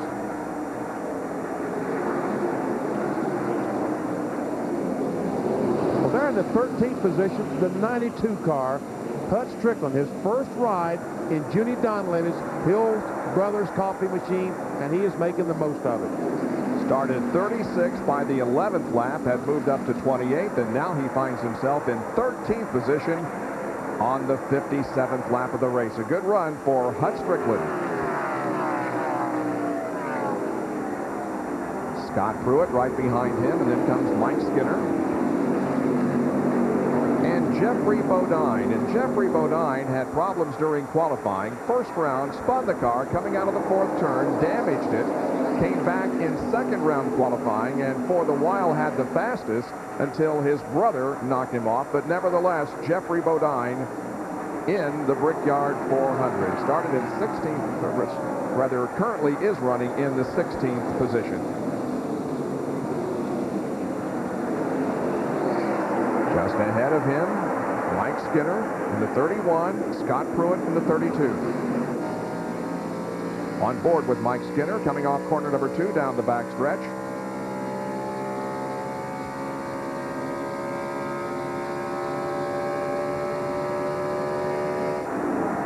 I hear that engine building those RPMs as he goes down these long straightaways. Believe it or not, Mike Skinner has the best average finish here among those with more than 2 starts, 8.3. When we start talking about Hut Strickland, and he lost his spot. So Scott Pruitt got around.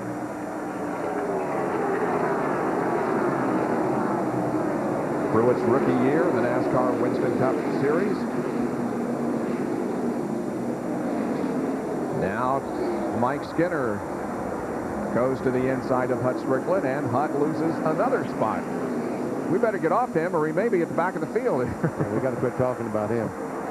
You know, Scott Pruitt in the Tide car 32, it looks like that Brad Parrott has moved over to the crew chief, has really turned that operation around, picked up a great deal of speed. And look at this, Rusty Wallace right now driving away from that 25 car of Jerry Nadeau.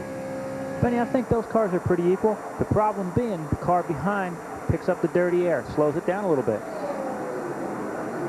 Ricky Rudd runs back in 4th position. He, however, won the Bud Pole for the Brickyard 400 and is eligible for the Bud Shootout at Daytona International Speedway in February of next year. There you see the drivers who are eligible for that race right now. Rusty Wallace has 7 poles this year. Dale Jarrett 3. Rudd won his 2nd here this weekend. More on Ricky Rudd from Bill Weber.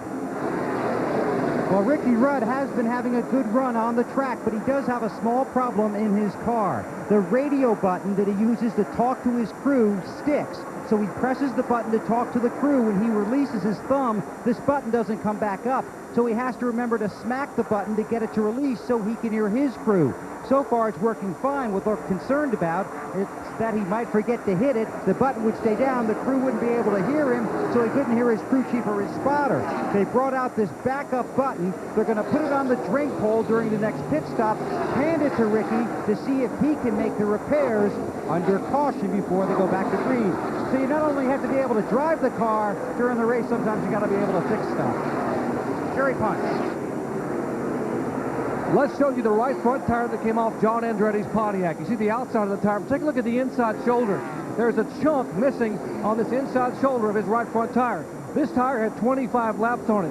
When he made his first pit stop at lap 16, they also had a couple of small chunks off the inside shoulder. They think that might have been what happened to John Andretti, but why don't we ask him, John, first of all, you took a pretty hard lick. Are you okay?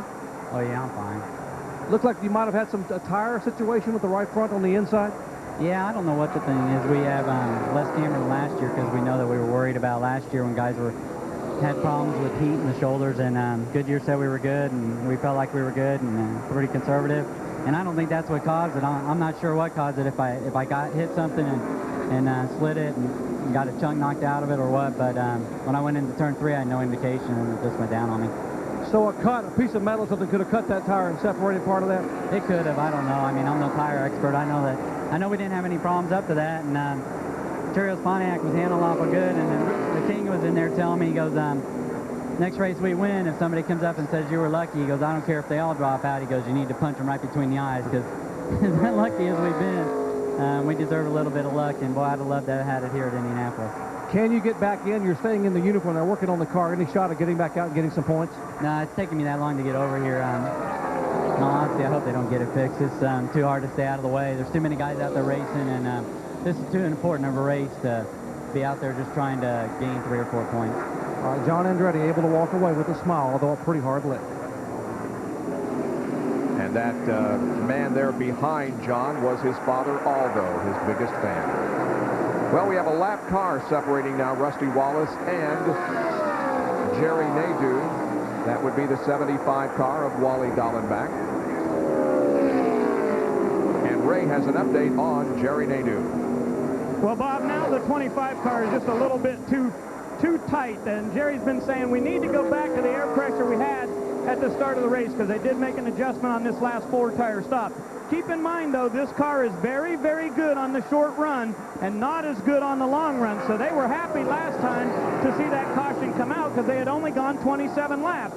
So Tony Furr, the crew chief, now says just hang up there. If we can keep in the front, at the end of the day today, if we get a short run, we still got a shot at winning the Brickyard 400. And Ray, you see, talk about that dirty air. Now he's pulled up behind the 75 car of Wally Dallenbach, and he can't get a run on him because of being in that dirty air. And that's going to make it worse, Benny. you know, as we said, sometimes 4 tires tighten up there. Jerry's got a good clean run now, but being behind the car, remember, he was up behind Rusty on that restart and behind Rusty for a while, and sometimes that'll make your right front tire pressure build up a little bit and make the car tighter. The 50-car Ricky Craven is behind the wall. Here comes Bobby Labonte to the inside of Nadeau, and Bobby Labonte takes second spot. And all that pass, we see Ricky Craven, as you said, Bob, going behind the wall. All that happened when Jerry Nadeau passed the 75 car down the backstretch, because when he got down to the inside, he destroyed his entry into the corner. He was not able to get out wide enough, so when he came off the corner, the car pushed up the racetrack, and that allowed the 18 car to get underneath. And all that racing also allowed Rusty Wallace to pull ahead just a little bit and separate himself from the rest of the field. He enjoys about a 1.5-second lead. As we are 65 laps into the Brickyard 400. Bobby Labonte is second, then Nadeau, Ricky Rudd, and Bill Elliott. Heat is holding position when your tires are ready to blow. Heat is making it through a 12-car pileup from 13th place. Heat is the last 5 laps of the Daytona 500. If you want the heat of the last 5 laps all the time, if you want the heat of door-to-door, fender-to-fender action, if you want the heat of Daytona, if you want the game designed by the pros, you want NASCAR Heat, the only game that brings the heat home. NASCAR Heat for PlayStation Game Console and PC CD-ROM, rated E for everyone. Dale Jarrett here with a very special offer. A new CD of all my favorite tracks. Immerse yourself in one of my personal favorites, the melodic grandeur of Daytona International Speedway. The dulcet tones of Lowe's Motor Speedway. Set your spirits soaring to the sounds of California Speedway. Of course, these performances are better live. But bring your Visa card, because at these tracks you can't buy tickets with an American Express card. Visa, it's everywhere NASCAR fans want to be. This is my favorite part.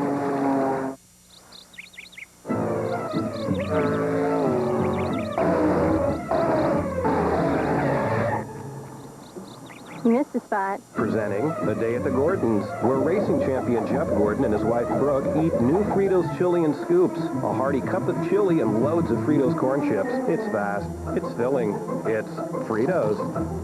Perfect for people on the go. New Fritos Chili and Scoops and Sloppy Joe and Scoops. Nothing goes faster. Hey, Mr. Toolbelt, why don't you change your oil every 3,000 miles? And remember, women know when you lie. Look, missing an oil change is like giving a woman a vacuum cleaner for her birthday.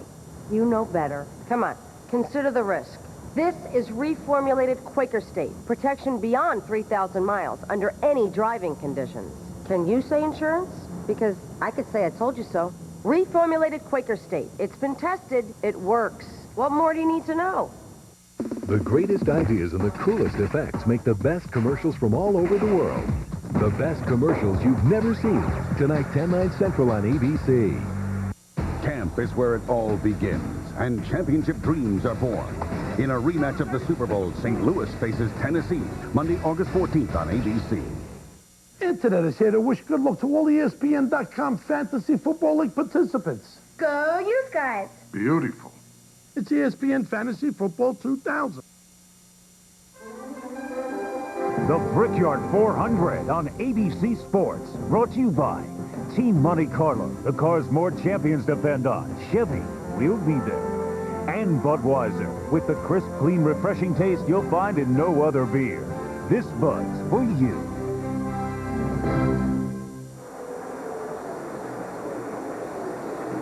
Back at the Indianapolis Motor Speedway as we continue ABC's live coverage of the Brickyard 400. The Pennzoil Copter Cam also providing some overhead shots of this massive facility located about 5.5 miles to the west of downtown Indianapolis, Indiana. There's Rusty Wallace, who has led 40 laps so far. We have had 4 leaders in the first 68 laps of the Brickyard 400.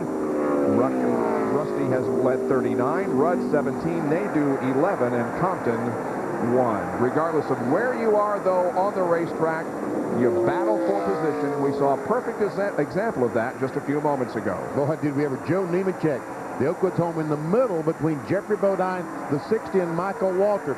3 abreast going down in the corner. and they got to get in line. They got to get down to the inside of the racetrack. And somehow sanity prevailed, and Nemechek got between those two cars somehow. Wallace with a 1.5-second advantage on Bobby Labonte. Rusty Wallace's best finish in the Brickyard 400 was back in 1995. He finished in second position, leading 22 laps of that race. Coming in, he had led a total of 26, so he has surpassed that here today. See Tony Stewart going by, Jeff Burton. Comes a one car of Steve Park, followed by Dale Earnhardt. And there comes Michael Waltrip. You see Chad Little and the 22 car also has been able to get by the 33 car. Chad started in 39th position and is currently running in 18th, trying to take 17th away from Jeffrey Bodine. Tight three-car battle here. Jeffrey gives way. And that is Chad Little's MO almost every racetrack anymore. He and Jeff Hammond have a great race car during the race in this John Deere Ford, but they qualify so poor that they're always starting in the back and having to work their way forward, and most of the time they're able to do that. Chad Little in a brand new car this week here at the Brickyard 400. There's Jeffrey Bodine and Darrell Waltrip, a couple of veterans of the Winston Cup Series. Again, Darrell Waltrip, remember, started on the outside of the front row, fallen back now to 19th.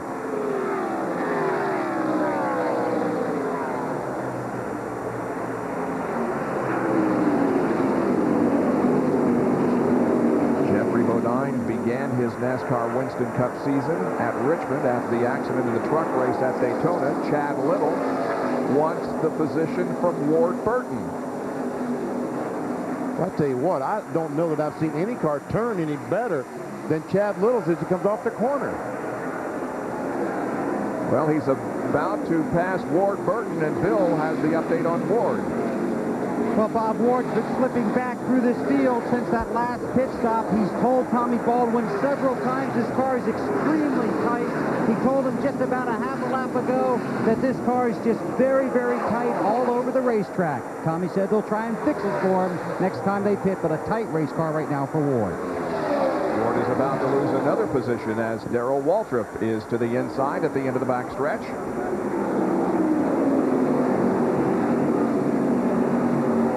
No question that the clouds are moving in. Now, it was bright sunshine when the race began, and again, rain is forecast, but later this afternoon. But, Ray, these clouds are going to be a very important factor. Well, Bob, as we've seen all week, this track is very, very temperature sensitive, and right now we're hearing a lot of people complaining of push, and the temperature's cooled off, the clouds are coming, and another thing, the wind's totally changed direction from what it's been here all week. Now the wind's blowing hard across turn 3 and 4, and that's where a lot of guys are complaining of a push.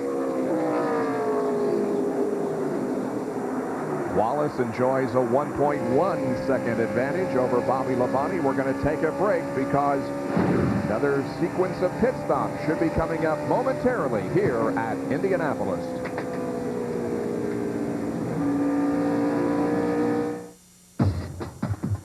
Go where you wanna go. Many driving problems have been answered by Goodyear innovation. AquaTread wet traction, high-performance Eagles, all-terrain Wranglers, and AquaSteel run flat. That's serious technology. Freedom from worry. What's on the horizon? More new solutions for your peace of mind. Serious freedom. Goodyear. You know what kills more people every year than breast cancer, car wrecks, and handguns? Doctors. People come to us, people who are scared in every way. You're a fighter. Fight for this.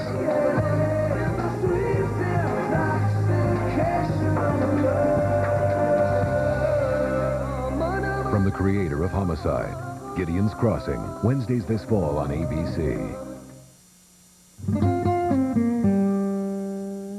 Back when most players assumed that offense won basketball games, he proved that defense could dominate.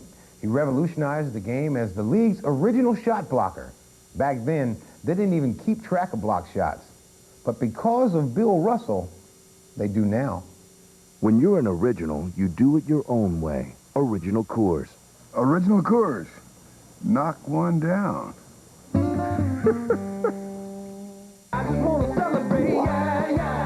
Celebrate the power of the #1 selling pickup in America during the Ford Authorized Clearance. You want tough? F-150 has more torque and payload than anything in its class. Now it's pulling in big savings. The Ford Authorized Clearance, going on now at your Quality Plus Ford dealer.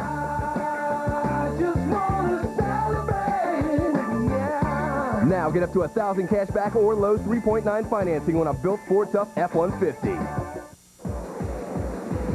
Power steering fluid, clutches, performance gauges, rear view mirrors. Advance Auto Parts is a proud sponsor of the Hendrick Motorsports team. Guys who know that winning is just a question of putting the right parts together. And if I could just get your signature right here, please. You got it. Advance Auto Parts. The best part is our people. ABC 27, proud to be a better choice for Dover. Don't ask me, man. I couldn't tell you. You never know. We don't know. I have no idea. Who knows?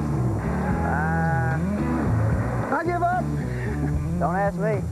Hey, you never know. Doesn't matter who you ask. You just never know who's going to win in the NASCAR Busch Series. It's the most exciting, most competitive racing on four wheels. The NASCAR Busch Series. This is NASCAR. You might as well just throw all the names in a hat and pick one. Less than 4 laps from the halfway point of the 7th annual Brickyard 400 here at the Indianapolis Motor Speedway. Let's bring you up to date on what happened. First caution came out on lap number 15. Mike Skinner makes contact with Mark Martin, sending Mark hard into that first turn wall, car almost overturning. He's okay.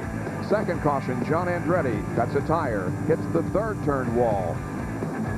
Appropriately on lap number 43, the 43 car is taken out of the race. Then on lap number 51, a near crash as Kyle Petty and Mike Bliss hit coming off corner number 2. That did not bring out a caution. So the 43 of Andretti, the 6 of Martin, are the only 2 cars out of the race. Ricky Craven is back in the garage area changing shocks. There are 2 cars not on the lead lap. Wally Dallenbach and Brett Bodine. Otherwise, everybody is on the lead lap at the 78 lap mark. Brett Bodine made a pit stop just a couple of laps ago. One reason he's a lap down. The reason he's a lap down. Now Rusty does approach some slower traffic and will put Mike Bliss, who is running in the 38th position, a lap down. Mike is in the 27 car. That is Brett Bodine now just ahead of Rusty, and he will be going 2 laps down.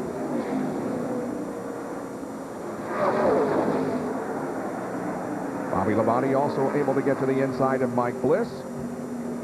Rusty hung up just a little bit behind Brett, and that's allowed Bobby Labonte to close in. There's a 3rd place car, Jerry Nadeau.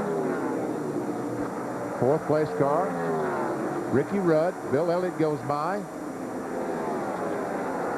Tony Stewart, there's Tony Stewart and Jeff Burton.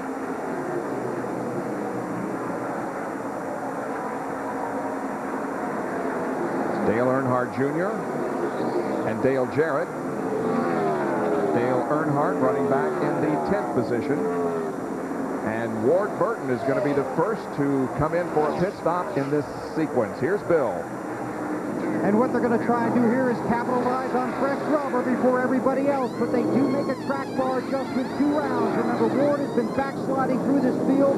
The car just way too tight.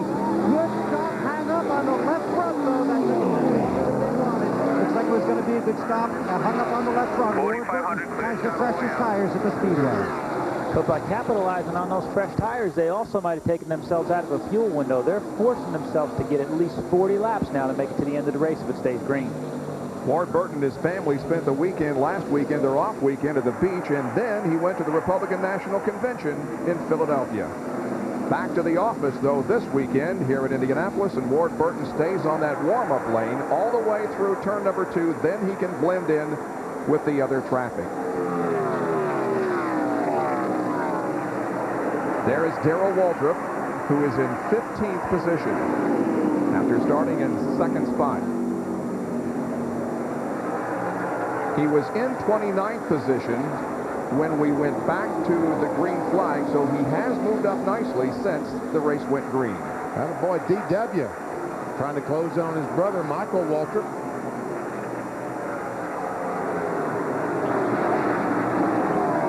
And you see the signal, 80 laps to go, 80 laps down, halfway.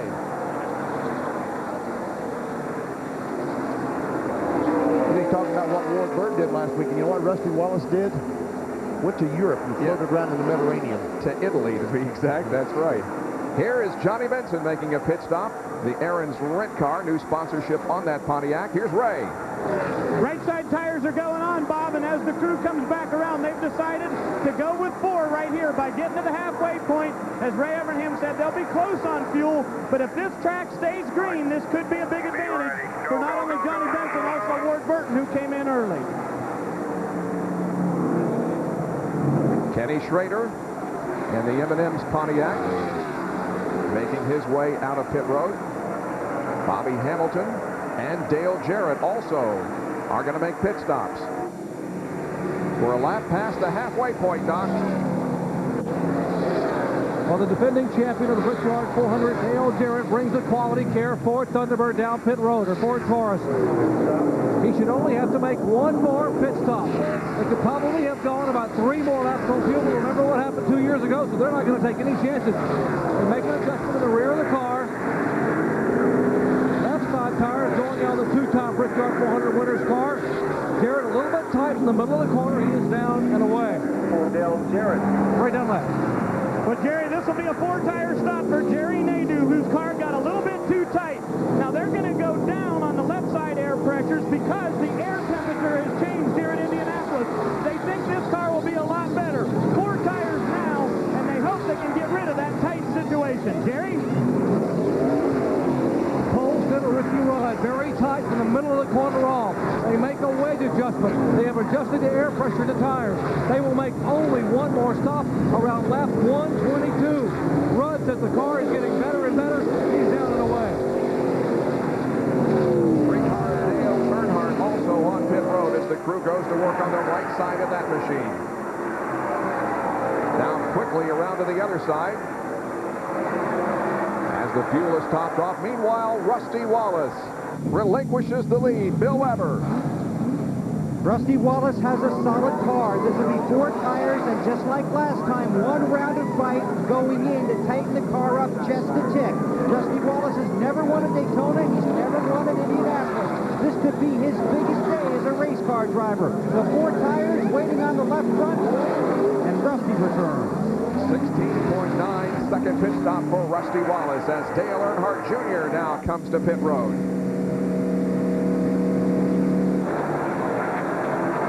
This car has been strong all day. He was in 6th position. Down comes in for the stop, and the crew goes to work on the right side of the Bud car. Now that yellow line there is the line that marks the outside of the pit box. You can see that the tires are to the outside of the white line, but that doesn't count here at Indy. It's the yellow line, and Earnhardt's away. will now cover. See Scott Pruitt, Michael Waltrip leaving pits in. Here's Bobby Labonte. Interstate Batters Pontiac in the pits. Bill Weber. Another solid run for Bobby Labonte. Slight air pressure change. Exactly the same thing they did on their last stop. The car and the tires of the track coming to them. A quick stop for the 18 bunch. They worked hard on that during the week. Mike Skinner comes in, damage there on the left front, but that could be from the incident on lap number 15 with Mark Martin. Jerry? All right, next to the final pit stop for Mike Skinner, the Larry McReynolds crew go over to work on the car. Right side tires going on. Very critical. They say we've got to get it full of fuel. Very deliberate. First gas can goes away. Second can goes up as they work now left side tires. Trying to get the left front tire on Skinner's car finally off the jack. He is down and away. Good stop for Mike Skinner, 16 seconds, and the low Chevy is back on track. There's Kevin LePage in the Click.com. Ford Heed completes his work and moves back out onto the racetrack.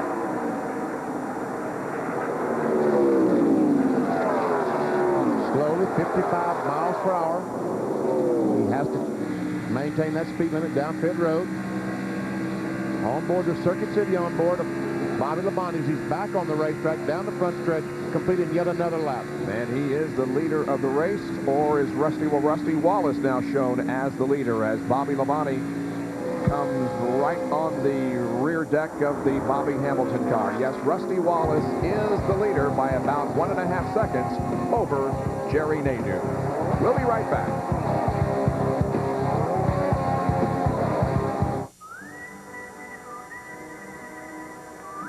Now that Napa Auto Parts and accessories are available online, have we suddenly become hipper? Well, maybe a little. NapaOnline.com, where the world's largest inventory of ready-to-ship parts and expert advice you depend on in our stores, are now available online around the clock. And if something isn't right, you can ship it back or return it to your participating Napa store and we'll make it right. Actually, this is pretty hip. His car is green, right? No, blue. What's his number? 88. 88. Now, which one do we want? Dale Jarrett. Dale Jarrett. Can you open up for me? Hey, let me ask you something. What does that sound like? It sounds like Dale took the lead. You did? Come on. Hey, do you know his dad's name? Please hurry up, Daddy. We are so close. Let's go. We're almost there. Now you're there? We are there. Welcome to McDonald's. May I help you? Go ahead, guys. I want chicken McNuggets, please. And I want a Happy Meal, please. Did you get all that? And a big extra meal, please. This drive-through computer system is so we get the order right and you get it fast. When will you be home? We love to see you smile. Okay, sweetie, on your toes. Swing through the ball. Through it. Eye on the ball, hon. We're working on the forehand. Okay, let's try backhand. We'll work backhand. Okay, you just need to connect with the ball. Let's stay in the game, sweetheart.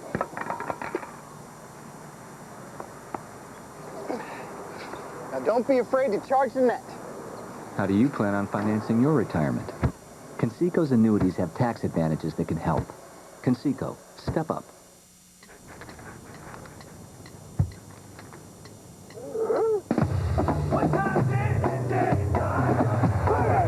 There will be a sellout here.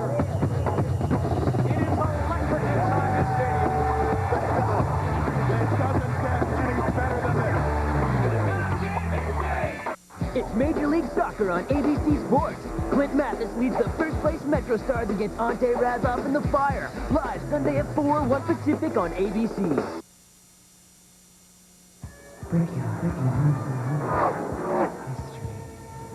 After a long rain delay in 1995, the defending champion of the race, Jeff Gordon, was the pole sitter and led the 43-car field to the green flag.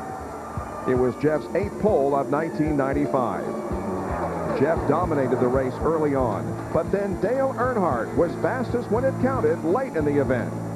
Earnhardt went on to win and pocket a total of $565,000 in purse money.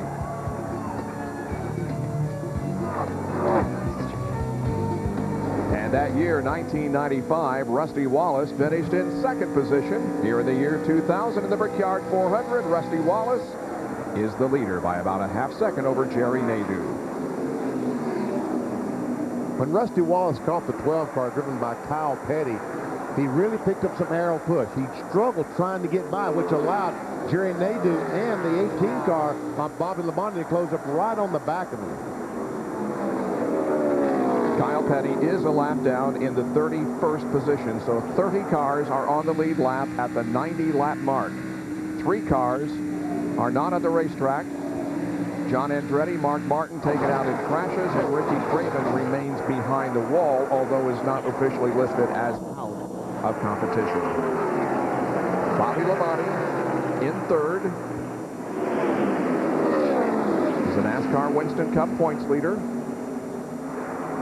Bobby Labonte is very familiar with the city of Indianapolis. Even before he came here to run in the Brickyard 400, he used to race quarter midgets, and they used to be supplied by Ralph Potter, who owned a distributorship of Curtis quarter midgets. just down the street on 16th Street. Jerry Nadeau gets by Kyle Petty. Bobby Labonte also gets by now. They both seek out trying to catch the 2 car. Coming up next here on ABC Sports, 12 of the world's top drivers from NASCAR in the Indy Racing Northern Light Series go head-to-head in identical IROC Firebirds. From right here at the Indianapolis Motor Speedway, it's race 4 of IROC 24. That's coming up next here on ABC.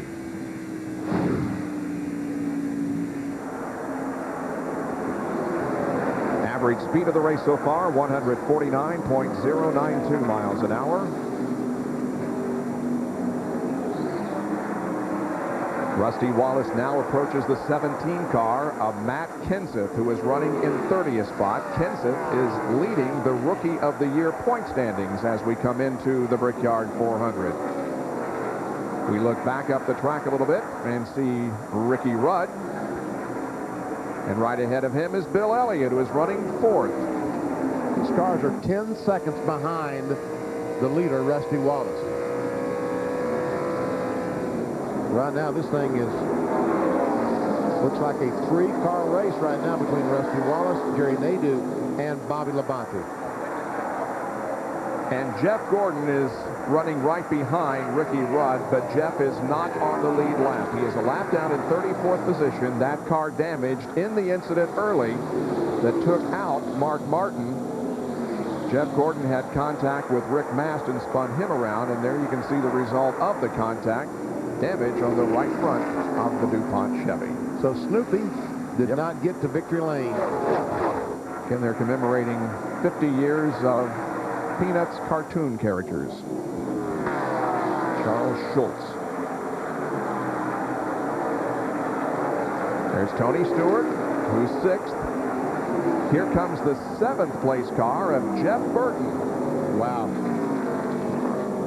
Started back in the 33rd position, has worked his way up to 7th.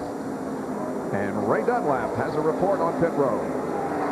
Well, Benny, it was that very first pit stop where Jeff Burton took on 2 tires, helped give him the track position. But here's what they've been working on. Jeff has been saying that he thinks the car is going into the turn number 2 just a little bit too hard. He said, I think I'm overdriving it. So he called spotter Bobby Hudson and he said, when I get ready to go into turn number 2, tell me to slow down.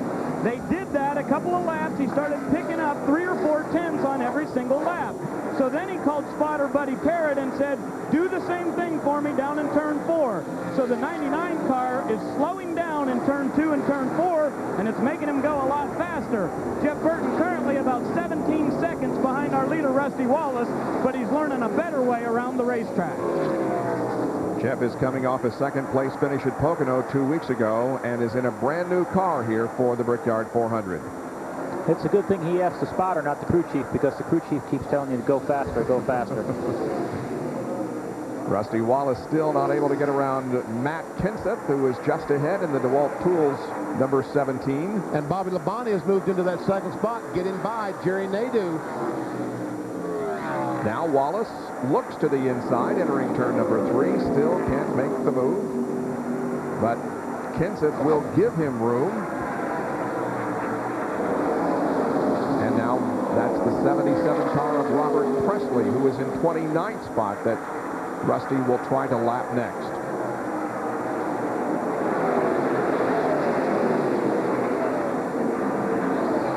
Speeds anywhere between 167.5 and a little over 169 miles an hour. That last lap, Bobby Labonte was the fastest at 169.103 compared to Rusty, who is, of course, battling a slower car. His lap was only 167.9.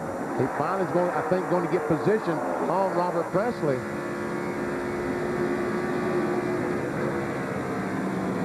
This is right along with Dale Jarrett, who's won this race a couple of times. He's back in the 8th position, and right behind that dark car, the Goodrich Chevrolet of Dale Earnhardt.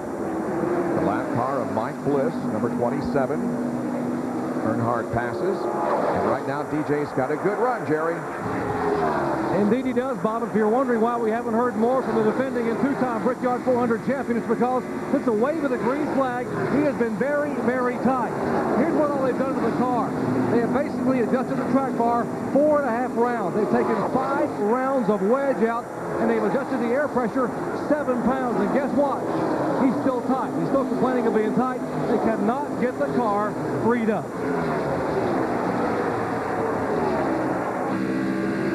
On board with Bobby Labonte, and you can see how close he is to the leader, Rusty Wallace, just up front. They pass by Elliott Sadler. Now come up on Sterling Marlin, who's in 27th spot.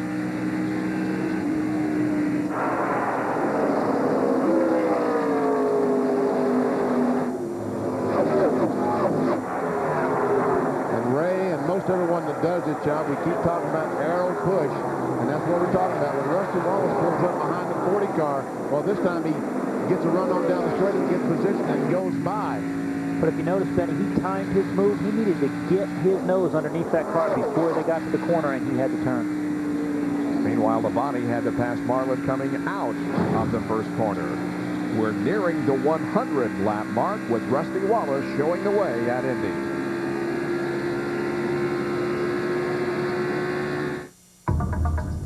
Nerves of steel, strength under pressure, cast iron muscle. Looks like we've got a lot in common. Chevy trucks, the most dependable, longest-lasting trucks on the road. And now, during the Chevrolet U.S. Olympic Countdown, get $2,000 cash back on the rugged 2000 Chevy S10. This selection won't last, so get to the Chevrolet U.S. Olympic Countdown any way you can. Just get to your local Chevy dealer today. The biggest news in motor oil since motor oil. Let me show you something that really surprised me. Look what happened to the other leading motor oils after a 128-hour test designed to simulate severe driving conditions. But this is newly formulated Pennzoil with Pure Base after the same test. I'm no mechanic, but I know which one I'd rather put in my car. These, I don't even know what I'd do with these. For protection so strong you can see the difference, get newly formulated Pennzoil with Pure Base. It's not just a new sign. It's a new Midas.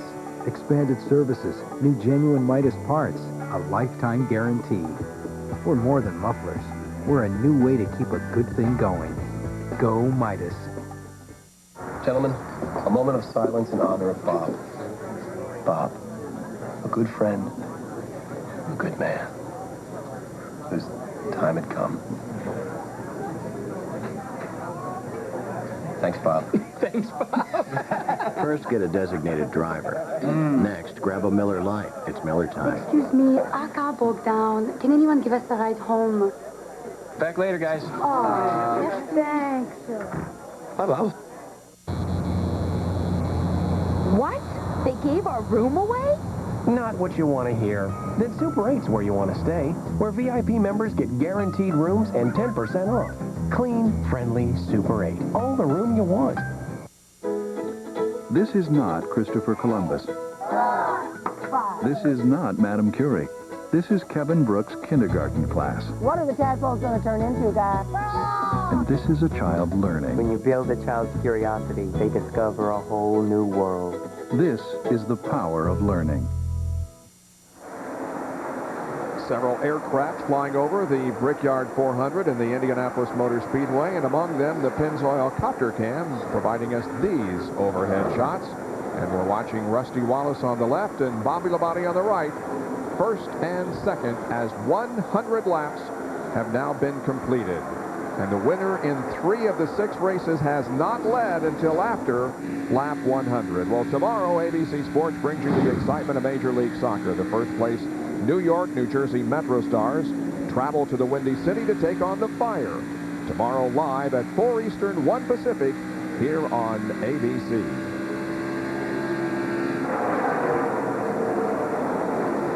As you see the leaders go by, Rusty, Bobby Labonte, there's Jerry Nadeau.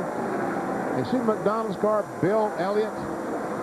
He is really getting around this racetrack. Ray, how much distance has he made up on the leaders? He's made up over 2 seconds. He's gaining about 0.3 of a second a lap. So whatever they've done in that car, I hope they've got another set of tires just like that set. That speed that you see there, 168.735, was the fastest among the top 6 compared to Rusty Wallace's 167.776 last lap. Jerry Punch. Just spoke a moment ago to Eddie DeHaan down here in the Bill Elliott pits, exactly what you guys were talking about. Bill said the car's been loose in 1 and 2 and tight in 3 and 4. They've been adjusting on it. On their last stop, they took a half a pound of air, put a half a pound of air in the left front tire. Now Bill came on the radio and said, guys, the car is getting better and better. Before this one's over, we are going to make a run at it. Elliott's best finish at a Brickyard 400 was the inaugural running. 3rd, he finished 4th in 95 and has had a couple of other top 10 finishes, 10th in 96 and 8th in 97. There's our pole sitter, Ricky Rudd, who is in 5th, almost 9 seconds behind the leader.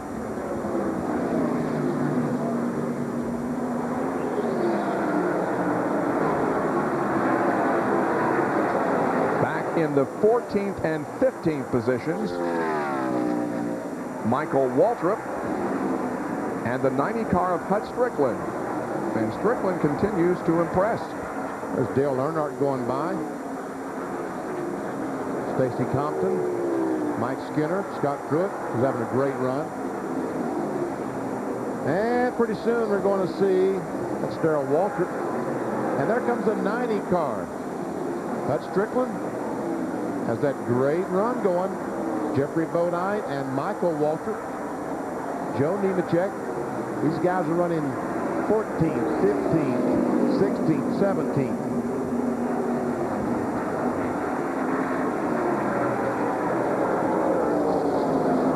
Michael Waltrip in the number 7 car there led the cheers when his brother Darrell turned in that outstanding qualifying run in first round and ended up on the outside of the front row. But Michael was on pit road leading the cheers and hugged his brother when he got out of the car. That was a very special moment. Quite an emotional moment. By the way, that Nation's Rent number 7, the black and yellow car, they announced a couple of weeks ago, in case you missed it, that Jimmy Smith is going to change his team to Ford automobiles next year from the Chevrolet Monte Carlo. Penske Engines has agreed to be the engine supplier for them next year. And Michael Waltrip is back as the driver and Bobby Kennedy as the crew chief. Michael started 5th and finished 27th in last year's Brickyard 400. This year is in 16th at the end of 105 laps. There is Joe Nemechek.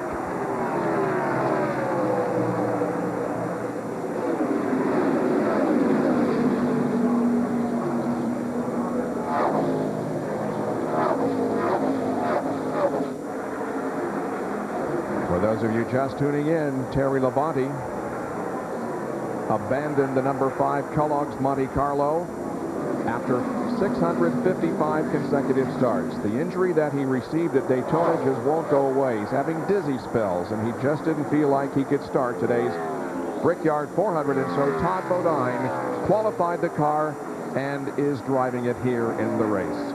He's currently in 19th position.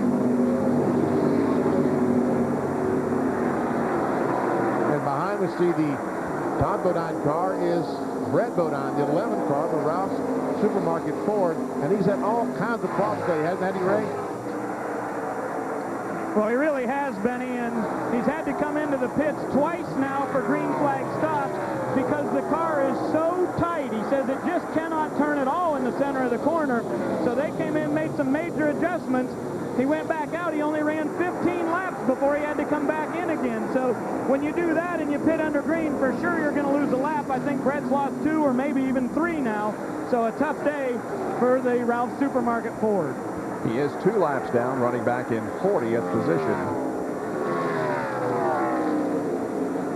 3 cars, again, not on the racetrack. Ricky Craven, John Andretti, and Mark Martin. But everybody else is still out there with 106 of 160 laps completed.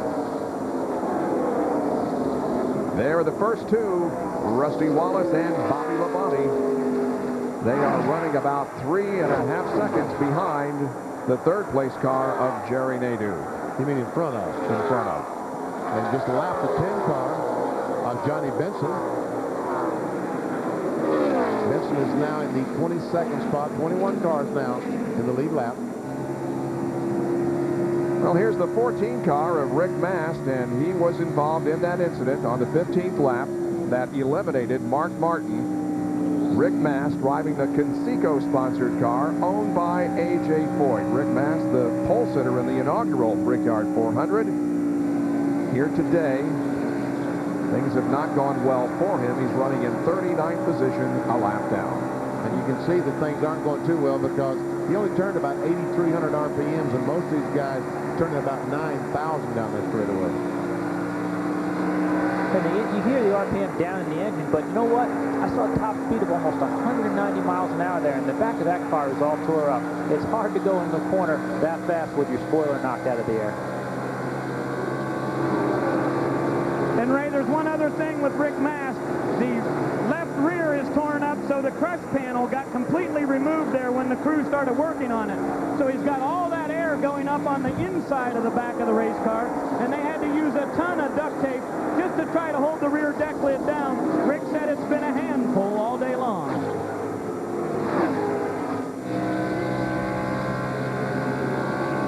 Rick is coming off an 8th-place finish at Pocono 2 weekends ago, but this is what happened to him. Now, that's Martin going up and hitting the wall, but watch Jeff Gordon tag the rear end of Rick Mast, sending him into a spin there in the first turn. That's how the damage occurred on Jeff Gordon's car also. 108 laps completed here at the Indianapolis Motor Speedway. More after these messages and a word from our ABC station.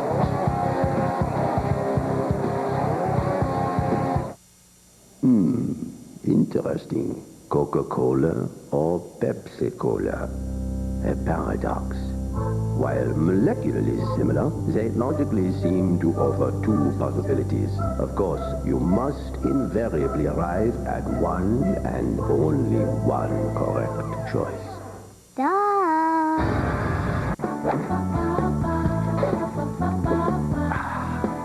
A no-brainer.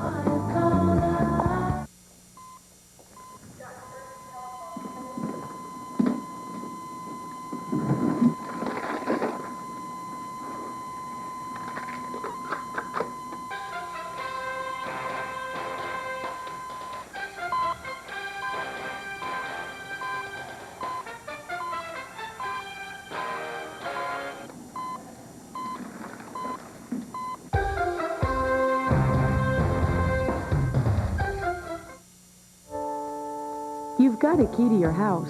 You've got a key to your car. Well, now you've got a key to the pump. Speed Pass from Mobile. It's your personal key to getting in and out of the station fast. Just wave it at the pump, gas up, and go. To get your free Speed Pass, call now, toll free. Mobile Speed Pass is linked to a major credit card or check card you already have.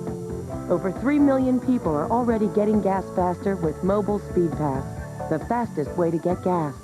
I just want to celebrate, yeah. Celebrate the power of the #1 selling pickup in America during the Ford Authorized Clearance. You want tough? F-150 has more torque and payload than anything in its class. Now it's pulling in big savings. The Ford Authorized Clearance, going on now at your Quality Plus Ford dealer. I just want to celebrate, yeah. Now get up to $1,000 cash back or low 3.9 financing on a built Ford Tough F-150. ABC 27 is out and about. Viewers Club members, August 5th is ABC 27 night with all Wildcats. Show your card and get 2 tickets for only $7. Stop by the ABC 27 tent to meet Scoop the News Hound and win prizes. Game time 7:30. Then on Sunday, August 6th, it's Mascot Cap Day with the Harrisburg Senators. The first 1,500 kids, 12 and under, will receive a free kids cap, courtesy of ABC 27 and Sprint Yellow Pages. ABC 27, proud to be a better choice for Edders.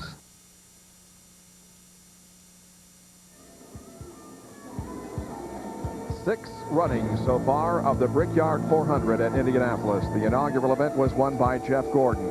In 1995, Dale Earnhardt. Dale Jarrett has won twice here at Indy, as has Jeff Gordon, and Ricky Rudd also has tasted victory at the Indianapolis Motor Speedway. Who will it be in 2000? At the moment, Rusty Wallace leads the race with 112 laps completed, but right behind him is Bobby Labonte. A reminder that coming up here on ABC Sports, 12 of the world's top drivers from NASCAR and the Indy Racing Northern Light Series go at it in the 4th and final event of IROC 24 here at Indianapolis. ABC's Jack Arute provides all the happenings at the track online at abcsports.com. Down to Bill Weber. Well, we've watched Bobby Labonte close in on Rusty Wallace, and here's why.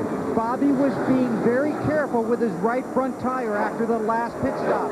But after they checked the tires, they saw that the wear was more on the right rear than it was on the right front. So crew chief Jimmy Makar told Bobby, you do have a margin for error. You can go ahead and push it a little bit. And that's when he started closing in on Rusty Wallace. As for his teammate, the 20 car, Tony Stewart, his car is getting tighter and tighter on entry every lap. They've played with air pressure today. They've also made a track bar and a wedge adjustment. They're going to try and make another adjustment when he comes back in. That's the story on the Gibbs cars. Well, Rusty Wallace continues to lead, and on lap number 100, 14 laps ago, Rusty became the first driver to lead 1,000 laps in the year 2000. Second place on the most laps led chart for the year 2000 is Tony Stewart, and he has only led 523. And Bill Elliott just moved into that 3rd spot, able to get by Jerry Nadeau. And Elliott right now just a tick over 5 seconds behind Rusty Wallace. It was 9 seconds not too long ago. Jerry Punch. The crew have told Bill Elliott, according to lap times, you are running times faster than the 2 leaders, Rusty Wallace and Bobby Labonte. They've got one more pit stop coming on lap 120, 6 laps away. The crew knows from listening to Bill, if they don't make a mistake, get him in and out with no changes. Bill says, we can win this one here today. They are pumped up down here in the McDonald's pit.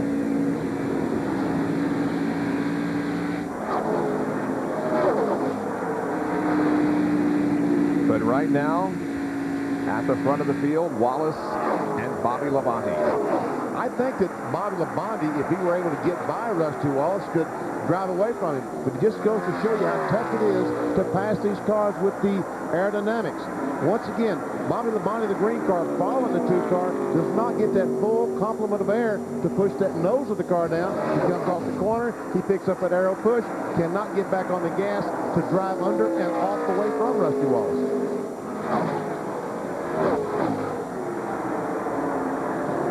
Elliott is in 3rd. Moments ago, this is how he got into 3rd position, passing Jerry Nadeau, who were on board with him. Down the backstretch, turn 3, in the draft. Really getting a good run in the draft. He goes in the corner, goes right down low, and somehow turns that car and comes off the corner alongside Nadeau. That was a great move.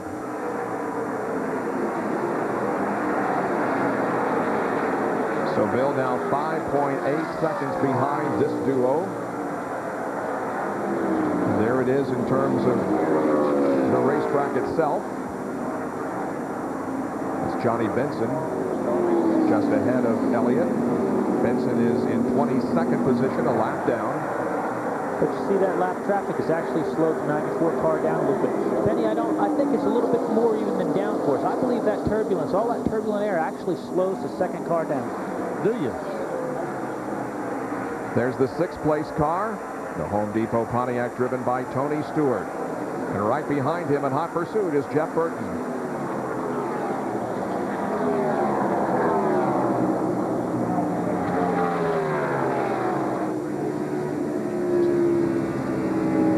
On board with Tony Stewart, who's in a brand new car.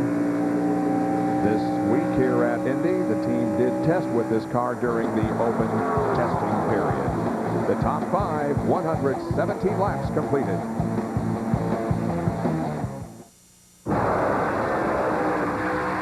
You think you're harder on your engine than most people? Well, good. Because there's a new motor oil made to take it.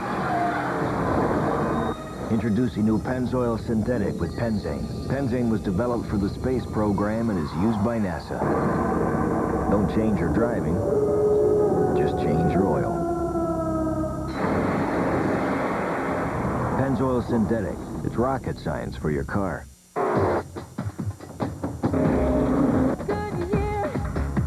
I'm Rusty Wallace for the new Goodyear Eagle #1 NASCAR tire. The only tire with the official NASCAR logo. Its aggressive tread design gives you traction for responsive acceleration and cornering. You get Eagle performance, NASCAR style. Only from Goodyear.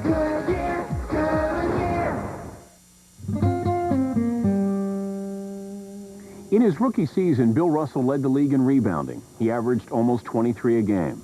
In fact, in one game, he set a record that still stands to this day. He grabbed 32 rebounds. And that was just in the first half. When you're an original, you do it your own way. Original Coors. And that was just the first half. 3 chocolate. So that's 4 coffees and a dozen donuts.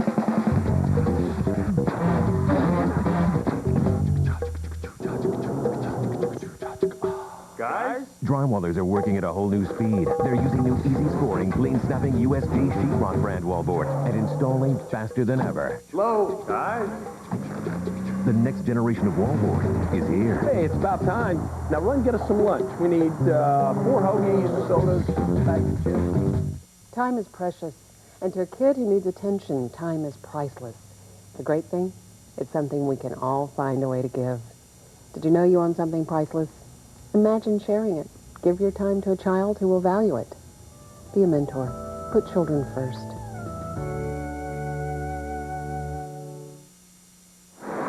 We have had pit stops here at the Indianapolis Motor Speedway. We have also had a change of lead. Bobby Labonte is in the lead. Let's go to Jerry Punch.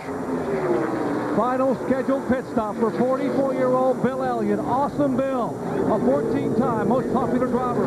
No adjustment, they peel away the windshield. The tires they are putting on have a touch more stagger than what they've had before. Left side tires going on. Bill thinks the car is getting better and better. They believe they've got a shot. Great pit stop, and Elliott's away. Changing 4 tires on the Ford Quality Care. Here comes Rusty Wallace for his final pit stop. Jared is away. Rusty still coming down. Down to Bill Weber. And this should be the final pit stop for Rusty Wallace, who drives for Roger Penske, who is here at the track watching in on the radio. This will be 4 tires and 1 round of bite out. They put 2 rounds of bite in over the last 2 stops. This time it's 1 round out. Waiting on the left side tires to go on. Rusty Wallace hoping his chance in Indianapolis is today. Final pit stop for the 7th time. Winston Cup champion and former winner of the Brickyard 400. Earnhardt been battling a tight condition all day. The car would not turn. It has finally gotten a little bit better. Still not to where he would like to have it, but Earnhardt will drive the wheels off for these final 39 laps.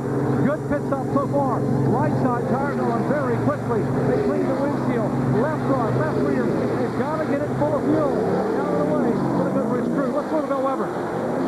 Bobby Labonte on pit road here for what will be his final stop. They tear away the plastic coating on the windshield so he'll have a better view.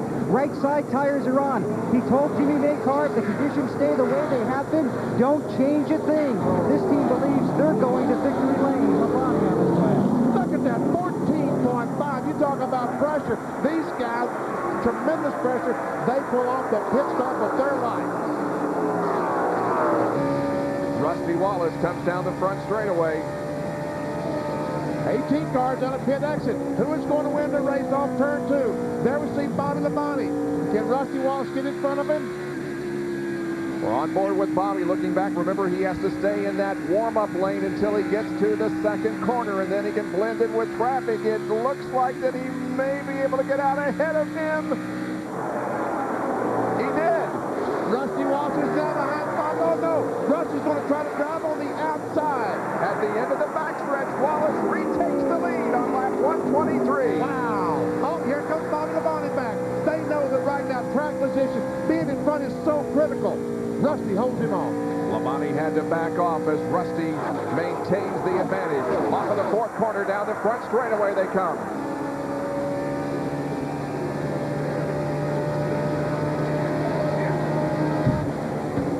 And Rusty is going to maintain the lead. You can see there are dark clouds gathering around the speedway. We've been told that there may be some weather before the end of the race.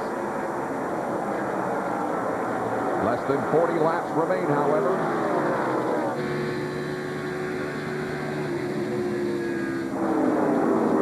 As Jimmy Spencer right in front of Rusty Wallace, a 2-car. Spencer running in 20th position. He is the last car on the lead lap.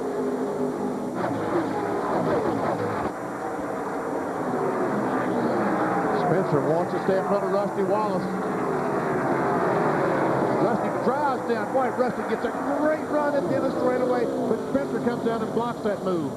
A lot of traffic ahead for Wallace.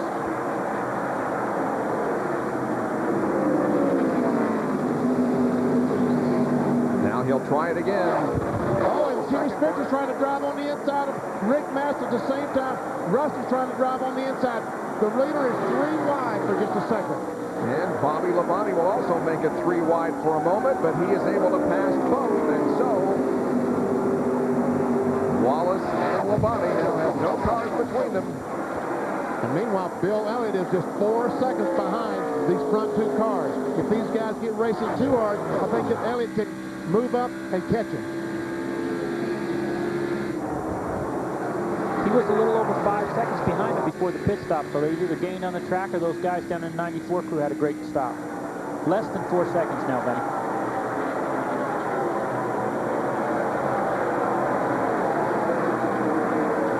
These overhead shots courtesy of the Pennzoil copter cams. Circling over the Indianapolis Motor Speedway.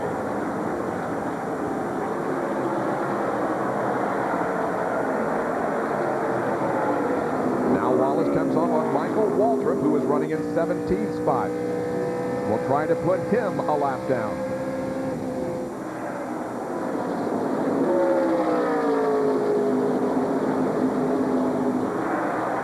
Rusty has led more laps than any other driver in the year 2000 and is the only driver to lead 4 different times. There is now the Michael Waltrip car going a lap down, and Labonte will try to get by in the short chute and will.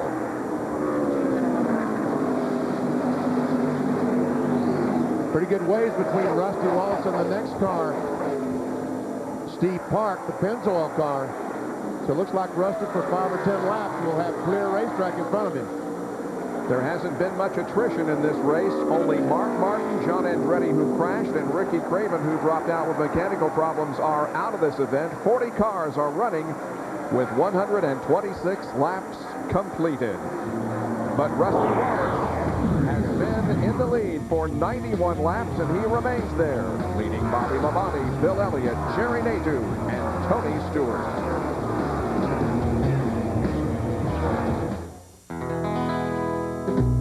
Whether you drive your family around the neighborhood or the number 21 Citgo Taurus around the NASCAR circuit, you make a lot of pit stops along the way. So from Darlington to Detroit, Bristol to Boston, and just about every place in between, you can count on your local Citgo to keep you going. Gas, food, and conversation. Just what you'd expect from a neighbor. Hi, Hi, I'm Enzo, your friendly neighborhood paint guy. There is nothing that makes a home look fresher than a fresh coat of paint. The easiest part of painting is the final step, putting the paint on the wall. The hardest part is the prep. I want them to be able to come into my store and from start to finish, get all the information they're going to need to make their project successful. If you do it right the first time, you want it to do it so often. Because some things you don't want to do more than once. We guarantee our prices, we guarantee the product. If you're not happy, you come back and we'll make it right. The Home Depot, where low prices are just the beginning.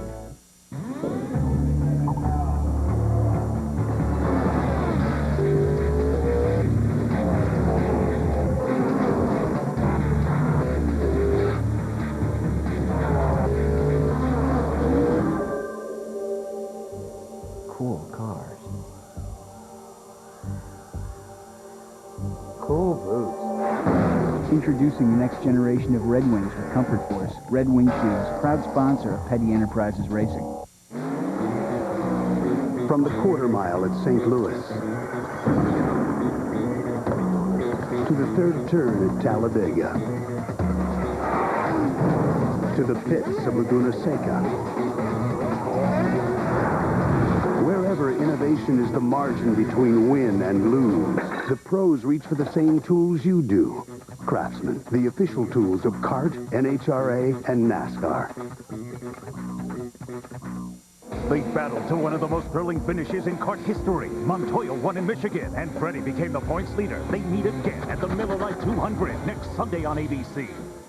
When it's the Emmy winner for Best Drama 2 years in a row. You need to let me help you. Now when it's nominated for 10 more Emmys, including Best Drama again. We're fighters. That's what we do. It's definitely the practice. If we're going to stay in this room, then you will deal with us. See who wins September 10th, live on ABC, home of the 52nd Annual Emmy Awards.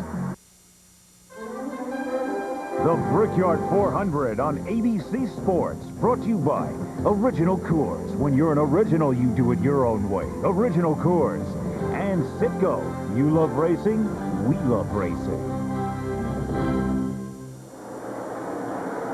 Great overhead shot of the Indianapolis Motor Speedway. The year 2000 marks the 75th anniversary for the Goodyear blimp. Since 1925, millions have watched Goodyear's airships while they hover over special events. Today, it's the spirit of Goodyear carrying on that proud tradition. I'm Bob Jenkins, along with Benny Parsons, Ray Evernham, Ray Dunlap, Bill Weber, and Dr. Jerry Punch, as we're less than 30 laps away from the end of the 7th Annual Brickyard 400, and it's Rusty Wallace leading over Bobby Labonte, but by just a few feet. He caught the one car of Steve Park a little quicker than I thought he would. Park is in 16th position, about to go a lap down, and the 4-car of Bobby Hamilton comes to pit road. I think that he blew up, Bob, because they're going under the hood. When he came by the last time, it did not sound very good at all. Had that rather disgusting sound of an engine not running well. Hamilton's best finish here at Indy was in 95. He came home 11th. Last year, he finished in 38. There's Steve Park in the Pennzoil-sponsored car, again in 16th spot.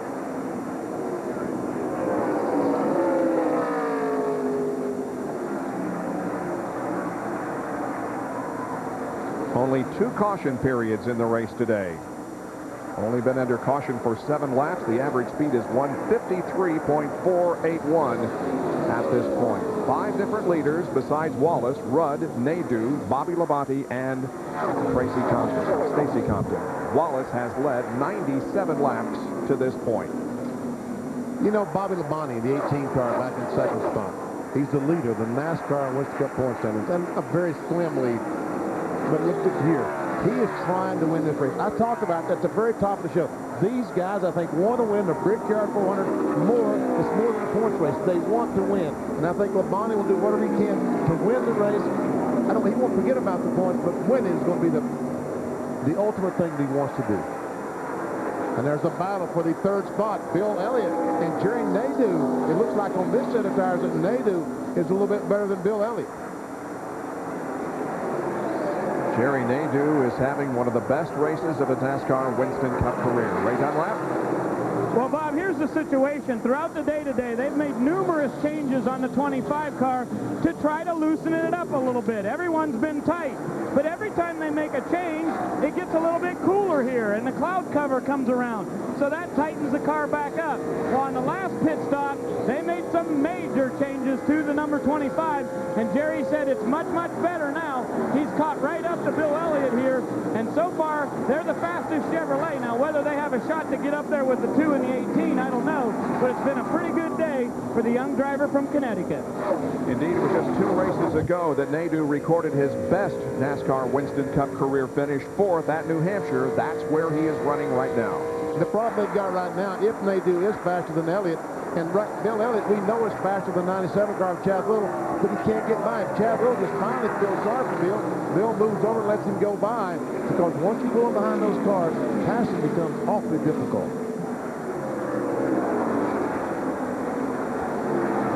So Nadeau is running in the 4th position, and the 5th place runner is Tony Stewart, running about 12.5 seconds behind the leader.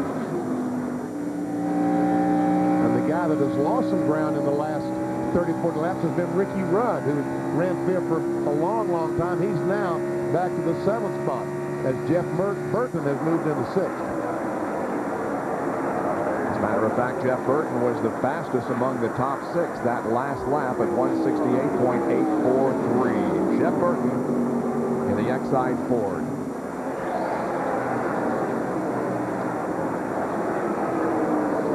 And there's Ricky Rudd that I was talking about, that has fallen back to 7th position now. 36 car, Kenny Schrader. He's a lap down.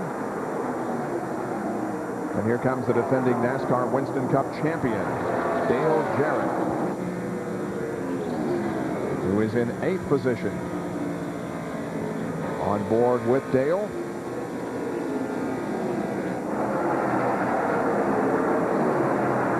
Next car position is Dale Earnhardt for Goodwrench Chevrolet. And right behind him is his teammate, Mike Skinner, in 10th position. He's about 6 seconds actually behind Earnhardt. See Elliott Sadler with a hand out the window telling Mike Skinner, go on the inside. I will not go down and run you on the grass. And he didn't.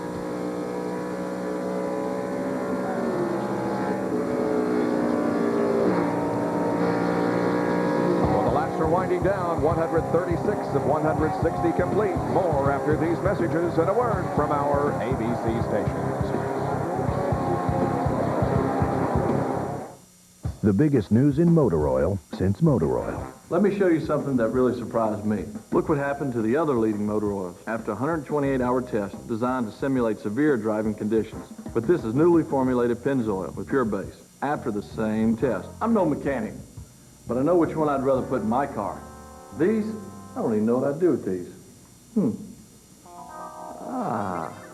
For protection so strong you can see the difference, get newly formulated Pennzoil with Pure Base.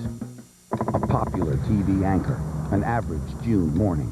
Fans tune in expecting to see her, but this local celebrity vanished Monday. Hey, you. You on the sofa. Yeah, you. I think someone's watching me. Am I troubled or am I normal? I think I'm normal, but you may think I'm troubled.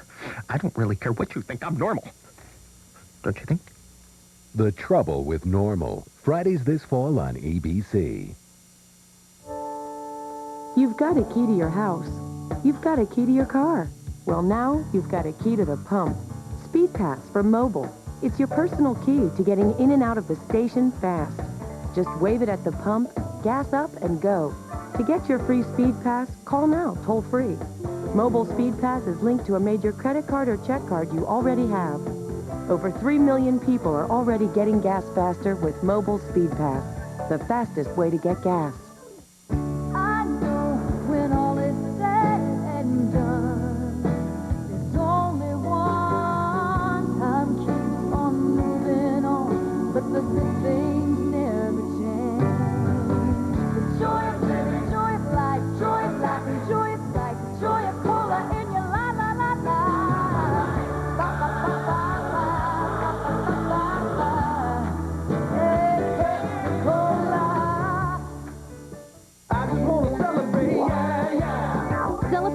life's little adventures with style, not to mention with big savings.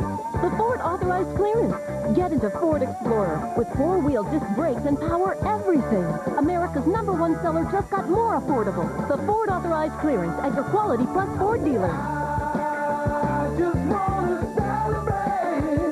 Now get low 0.9 financing or $1,500 cash back, or lease an Explorer for just $289 a month. ABC 27, your station for the new millennium. Back at the Indianapolis Motor Speedway in the Brickyard 400, Rusty Wallace continues to lead Bobby Labonte. Down to Bill Weber. With crew chief Jimmy Maycar. Jimmy, what's your weather forecast, and can you catch Rusty? Well, if I could forecast weather, I'd have a different job, that's for sure. But doesn't look very good right now. Everybody's telling us the rain's not far away, but it's going to be iffy if it comes before the end of the race or not. So we're guessing it's going to go the full distance, and right now we're trying to wear Rusty down. Bobby's got a pretty good race car. Problem is, it's so difficult to pass here when you get up behind somebody that takes aerodynamic downforce off the car, and the car slides a little too much. So we kind of got to wait for Rusty to make a little mistake and capitalize on it. I think if we can ever get by him, we'll be okay. See what happens. Here's Dr. Jerry Funk. Well, Bill Elliott, crew chief Kevin Graham. Kevin, what have you told Bill about the weather? We told him there's scattered showers about 10 minutes out. Trying to get him to get after a little bit. 25 slows down a little bit. 18 car's really good. We're as good as the 2. We catch that caution during this rain, we'll have a good shot at it. So you think you may have a shot to reel in the front two? Do you think you got a good shot at him? I don't think we'll reel him in from here, but if we catch a caution here, the way these guys are putting the pit stops out, and this McDonald's crew, they're awesome. We can get out in front of them, hold it off. All right, that's Kevin Graham in the Bill Elliott pit. Let's check in with Ray Dunlap. Well, Jerry Nadeau started 23rd today, so these guys have made up a lot of progress. Tony, you've got a great car today. Can you pass Bill Elliott and get the best career finish for Jerry yet today? I don't know. We're going to sure try. I tell you, it's so hard to pass out there. These cars are dependent on the air on the front of the nose so bad that it's really tough to pass. If we can get out front, we'll probably be the fastest car here. But, you know, it's just a hard deal. You've got to get yourself in the right position. And I think Jerry can do it. I really believe he can do it. He's working as hard out today. These guys have given good pit stops. The engine shop has given us real good motors. This can't really say enough about what Jerry has done today. Well, these guys have done a lot of adjusting today here, and Jerry Nadeau's having a great run. Indeed, he is still running in the 4th position, about 8 seconds behind the leader, but not too far behind Elliott, Ray. And Benny, we were afraid we were making too big of a deal out of the Arrow, but it is a big deal. Almost everybody that they've talked to has talked about it. Yeah, exactly.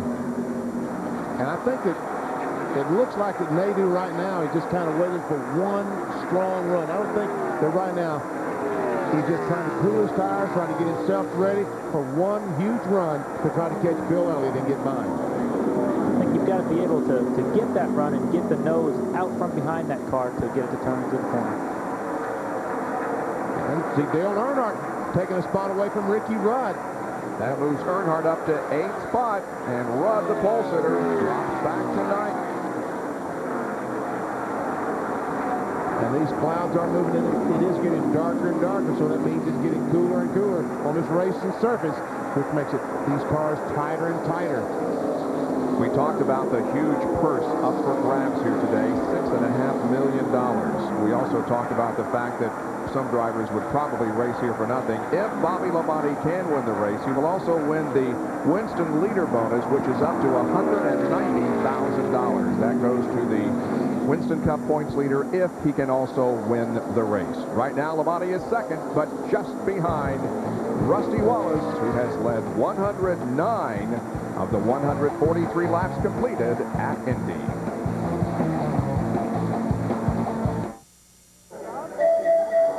Okay, DJ, I'm ready for you. What's the game? I'll see boomerangs. Boomerangs?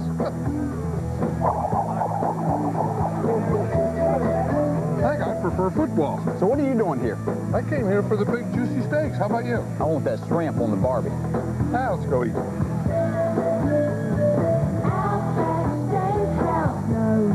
Just right, Outback Steakhouse. They're back. Thousands of race fans braving the heat here to watch NASCAR's best try to conquer this track. And here comes our field. Bobby Labonte showing the way into the final lap before the green. Tough luck early on for Jeff Burton with the Intimidator haunting his rear view mirror. Everyone on their feet as the field enters turn 4 stacked at double wide, and our pace car finds pit road. Down goes the throttle, down goes the green flag, and this is what race day is all about, folks. Kyle Petty does a quick run, giving us some early action. Number 40. Nerves of steel, strength under pressure, cast iron muscle. Looks like we've got a lot in common. Chevy trucks, the most dependable, longest-lasting trucks on the road. And now, during the Chevrolet U.S. Olympic Countdown, get $2,000 cash back or 3.9 APR on the 2000 Silverado 3-door extended cab. This selection won't last, so get to the Chevrolet U.S. Olympic Countdown any way you can. Just get to your local Chevy dealer today. Nice looking jacket. Special edition. Leather. Name your price, man. Your hat. Some people will give anything, hey Jack, to own the special edition NASCAR 2000 jacket. But it's yours for just $169 when you buy any Exide Select battery. And you'll be helping the kids at Duke Children's Hospital. Hey, Jack. Where's your hat? Look for details wherever Exide Select is sold. Nice hat. Thanks. The battle up front is an intense one. Bobby Labonte has grabbed the lead from Rusty Wallace, but Wallace just won't give up. Now he's going to have the same problem that Bobby Labonte's had for so long. Get in that air pressure. Get in that... Losing that air pressure on the nose. Here's how it happened coming off the corner. And watch as they go down the straightaway. Rusty Wallace not wanting to give up. Trying to fight back. Contact. And Bobby Labonte, the right front and the left rear of Rusty Wallace, but Labonte makes that move down in turn 1. And that pass comes with less than 14 laps to go. They come down to complete lap number 147. 13 to go in the Brickyard 400. And now Labonte seems to be able to pull away a little bit from Rusty.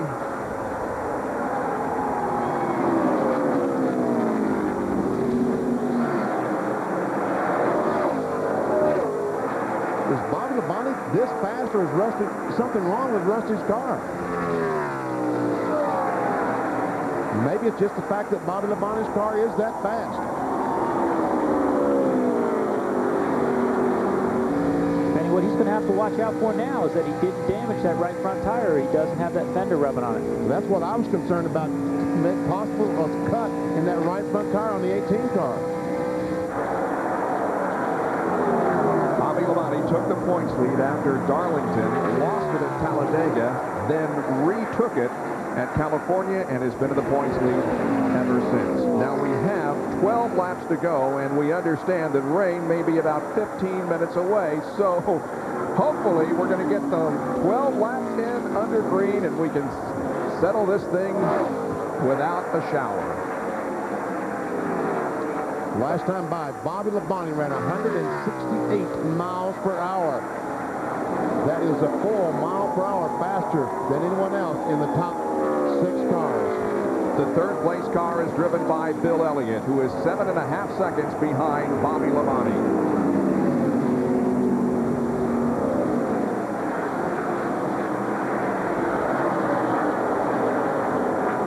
And then comes Jerry Nadeau. Running 4th, Nadeau has led 11 laps in this 7th running of the Brickyard.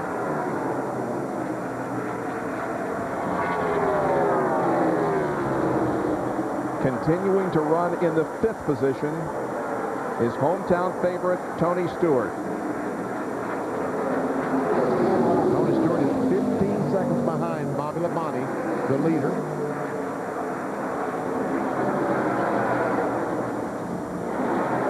And then about 6 seconds behind Stewart is the 99 car of Jeff Burton. He's 6th.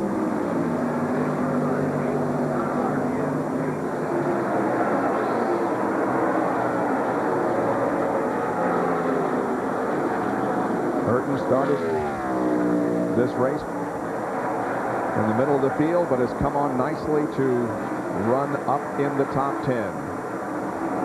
There's Dale Jarrett. He's currently in the 7th spot.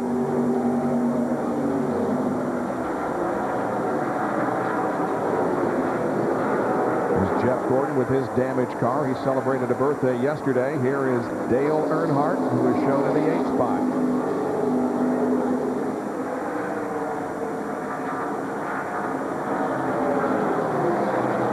The 9th position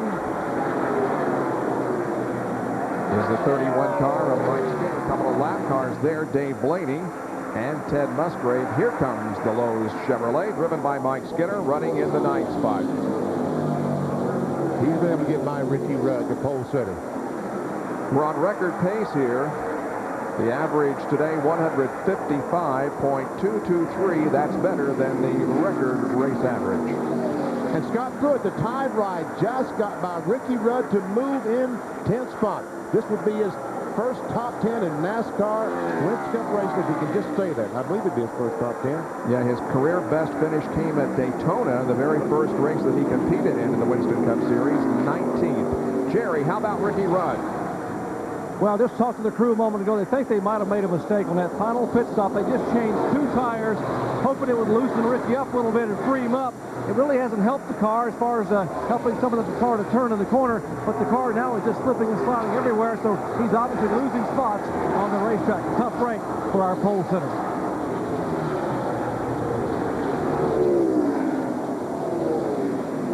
Well, Darrell Waltrip certainly had high hopes coming into the Brickyard 400. Starting second, he had hoped that he could perhaps pull off a big victory here in his victory tour year.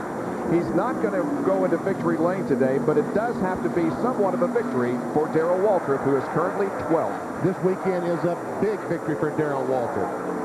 And it looks like that Ward Burton has signaled for Darrell to go right ahead. So Waltrip will go to 11th.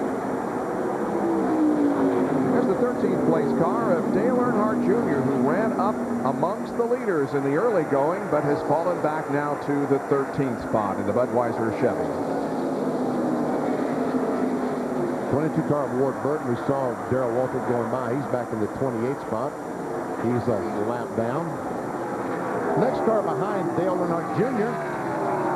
is Jeffrey Bodine, the 60 car, and he's not that far behind. About a half second behind Junior. The last car on the lead lap is Hut Strickland, driving the Junie Donlevy car. There is Hut, and this is also a big victory for Hut. This is his first ride in the car. Junie Donlevy kind of cleaned house. Got rid of the driver, the crew chief.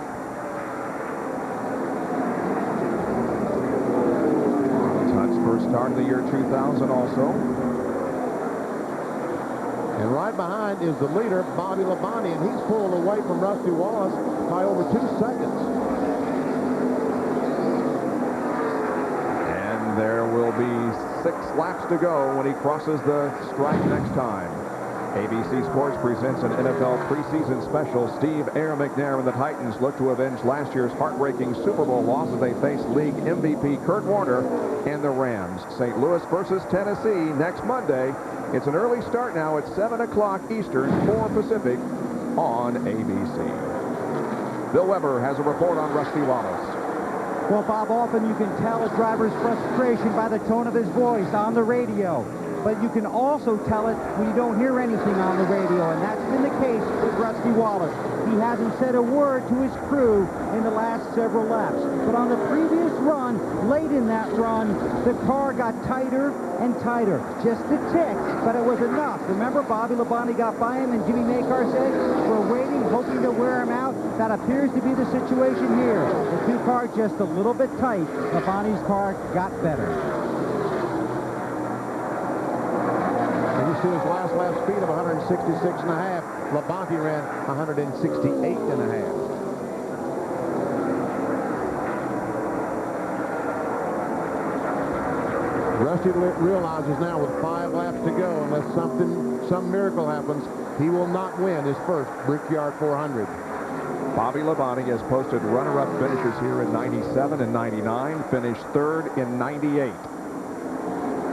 If he can hold on for less than 5 laps, he will be the next to write his name in the record books here at the world's greatest race course as winner at the Indianapolis Motor Speedway. with his brother on the sidelines. There we see Ricky Rudd making a pit stop with his brother on the sidelines. Labonte is in command of this race, and Ricky Rudd headed for pit road here with just less than 4 laps to go.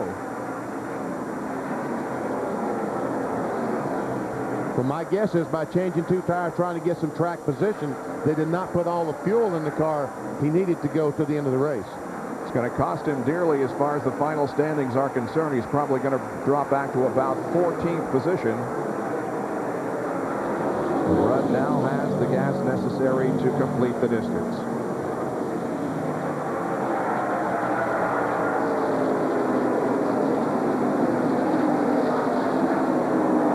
And you can see that Hut Strickland, the last car on the lead lap, is not too far from going a lap down. But the big story is that there's only 3 more laps to go for Bobby Labonte. And here's Stacy Compton making a late race pit stop. This is the driver that started back in 43rd position but did lead a lap in his first Brickyard 400.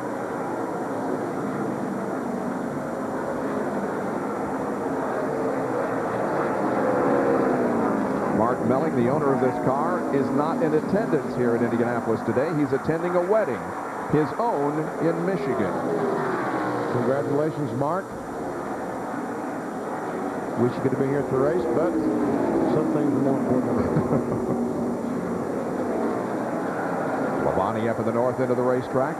Looks like Kenny Wallace might be out of gasoline or something. The Square D car was slow up between 3 and 4. He's running in 29th position. Now just 5 miles from victory is Bobby Labonte.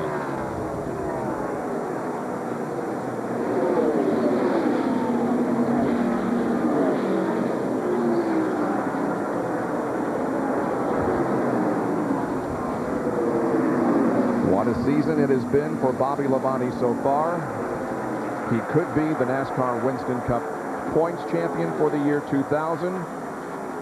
And he is a lap and a half away from being the winner of the Brickyard 400 in the year 2000. Ricky Rudd, with that unscheduled pit stop, or that final pit stop, it probably wasn't unscheduled, has fallen back to the 21st position.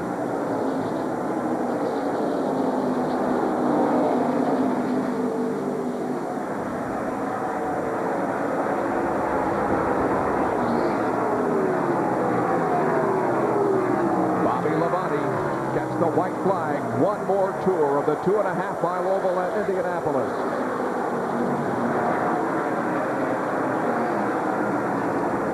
Man, oh man, how excited that Bobby Labonte must be inside that Interstate Batteries Pontiac. And how nervous Jimmy Maycar and those guys must be down there on pit road. They're just saying, please, please, please come back around. Remember last week at Pocono, 2 weeks ago, Jeremy Mayfield, about this spot, was leading the race, did not get back to the line in front. Had a flat tire in turn 3. Labonte does not suffer that same fate. Easily through 3 into turn 4. He is in his 244th career start in NASCAR Winston Cup competition. But he is about to register perhaps his biggest victory of all. Bobby Labonte from Corpus Christi, Texas, wins the 7th Brickyard 400 at Indianapolis.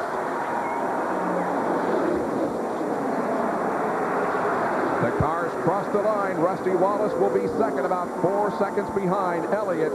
Edges Nadeau. I see Tony Stewart coming across the line in 5th position.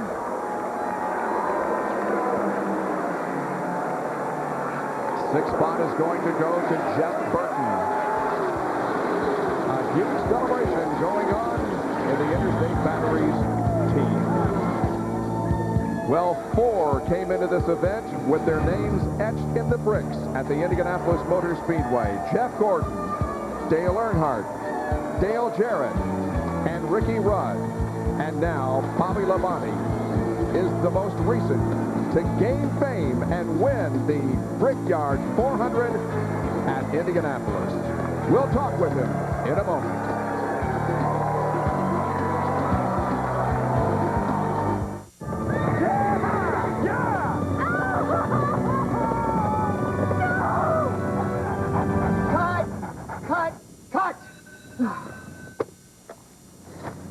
dog is supposed to cry. So let's do one more. Are you finished? Rex, you're supposed to cry. Think back to your worst day. That's your motivation. Motivation.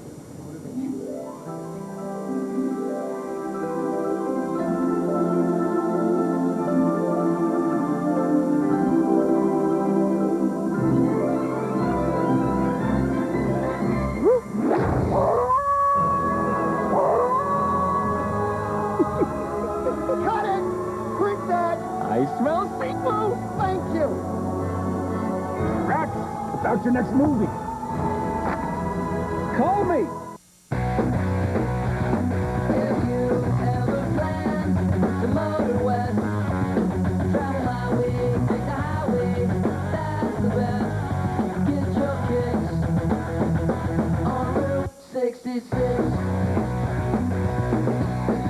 Announcing the Route 66 Kids Clothing Sale at Big Kmart. So many great styles. Kids are sure to discover something exciting. Sale ends soon. Get to Big Kmart today. You think you're harder on your engine than most people? Well, good. Because there's a new motor oil made to take it. Introducing new Pennzoil Synthetic with Penzane. Penzane was developed for the space program and is used by NASA. Don't change your driving, just change your oil. Pennzoil Synthetic. It's rocket science for your car. Tonight, when you take the greatest ideas and the coolest effects, you've got the best commercials from all over the world. The best commercials you've never seen. Tonight at 10/9 Central on ABC. Camp is where it all begins, and championship dreams are born. In a rematch of the Super Bowl, St. Louis faces Tennessee, Monday, August 14th on ABC. The celebration of the Interstate Batteries team. Their driver, Bobby Labonte, has just won the Brickyard 400, the largest margin of victory ever at this race, 4.23 seconds over Rusty Wallace.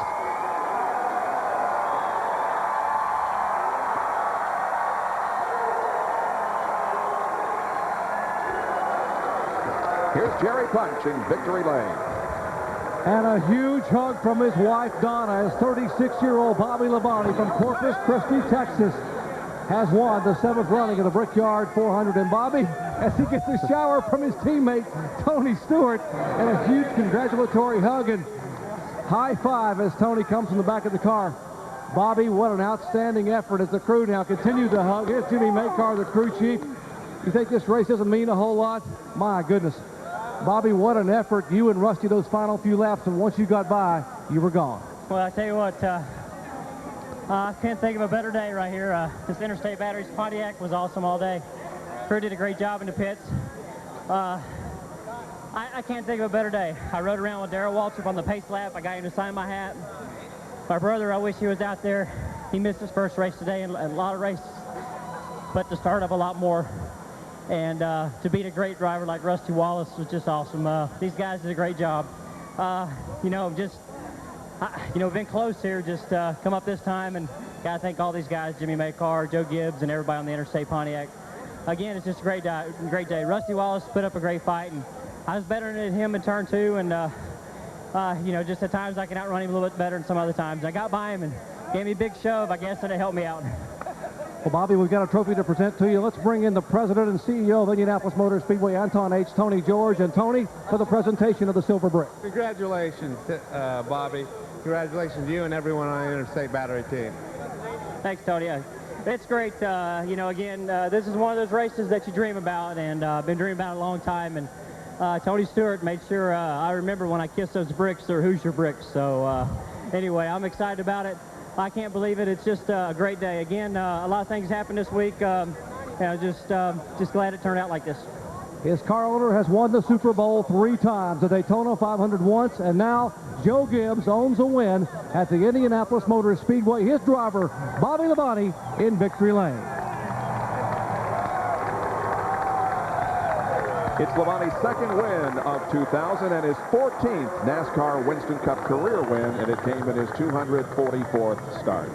We have a lot more from here at Indianapolis, but coming up later here on ABC Sports, the fourth and final race of IROC 24, the International Race of Champions, as we decide the champion for this season. That's next on ABC. We'll be right back. I've got 3 boys, and I've got to save time wherever I can. When I'm getting my oil changed at Walmart, it's great because it's right there. It's connected to the Walmart store, so I go shopping. What else do I do? We drop the car off, and then we scatter in all directions. Electronics, sports, toys, and usually my car is ready before I am. I totally trust these guys. I can get my car done, and I can get all my shopping done at the same time. Walmart Tire and Lube Express. Great service, great prices, and the world's most interesting waiting room. Walmart just makes my life easier. How many detectives can catch a killer with nothing but a trench coat Hey, I'm a cop, you monkey! and a cigar? I really should be smoking. Only one. Columbo. Peter Falk. It's always a pleasure to see you. You intrigue me. In the role he made famous. You're a detective. I guess I am. Have a trial! Very disturbing, isn't it? Sally Kellerman, Patrick McGowan. You sure know how to send somebody away in style. Columbo, Ashes to Ashes, Monday 8, 7 Central on ABC. You've got a key to your house. You've got a key to your car. Well, now you've got a key to the pump. Speed Pass from Mobile. It's your personal key to getting in and out of the station fast. Just wave it at the pump, gas up, and go. To get your free Speed Pass, call now, toll free. Mobile Speed Pass is linked to a major credit card or check card you already have. Over 3 million people are already getting gas faster with Mobile Speed Pass, the fastest way to get gas. Simple and accessible plans for everybody. That's Verizon Wireless.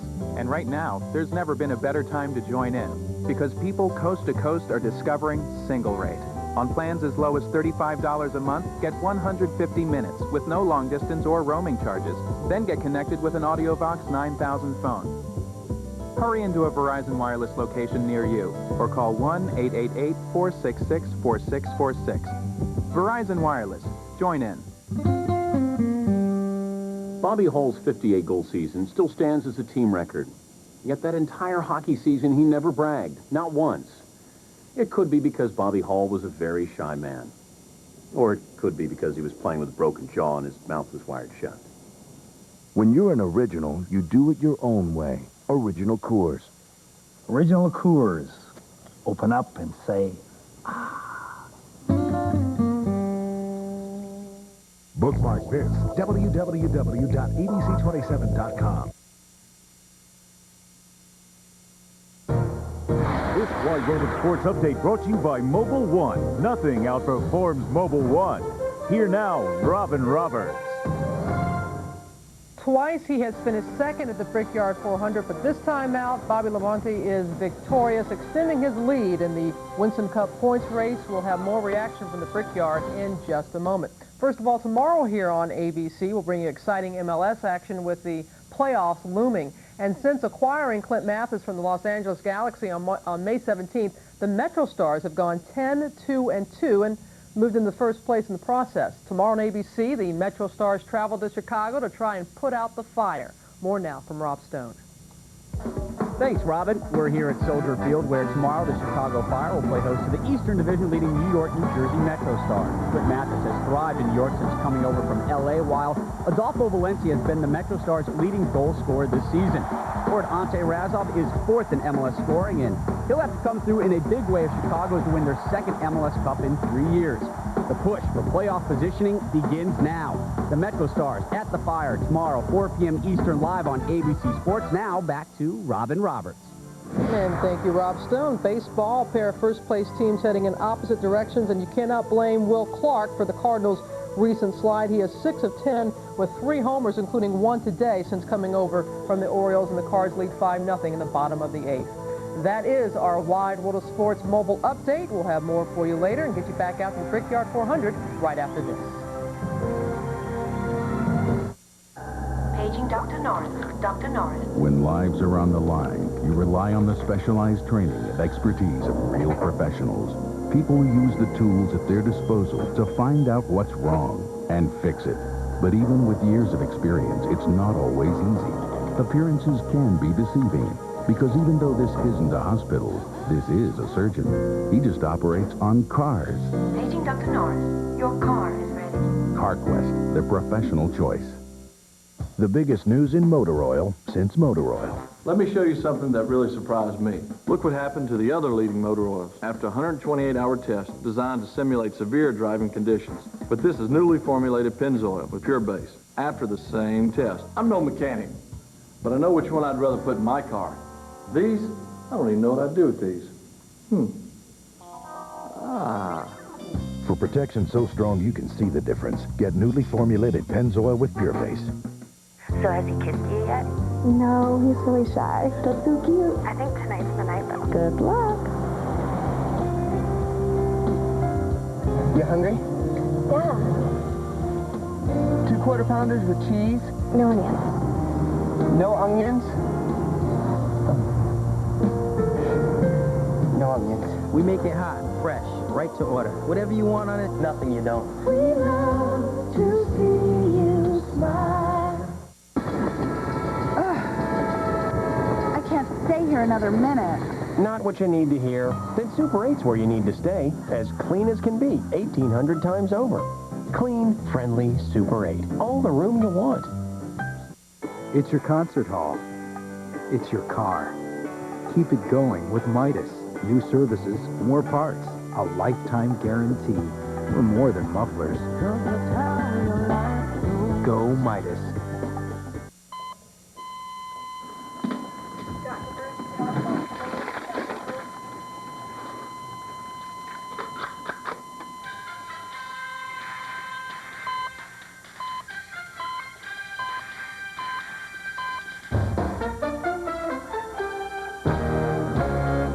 Terrorists unleash a deadly virus that could kill us all. Harry Hamlin. We have to eliminate the threat. Nastasia Kinski, the world premiere. I need a miracle. Quarantine, ABC tonight. You know, NASCAR's been a part of my family for almost 30 years. First of all, I got in this business because I'm a race fan. I went to races as a little kid. I'm going to miss the people. I'm going to miss hanging out in the garage with the guys, the camaraderie, that bumping and grinding that we do on Sunday. The fans, the drivers, the crews, it's just a way of life. For 40 years, I've gotten up on Sunday, put my helmet on, and raced. I'm really going to miss it.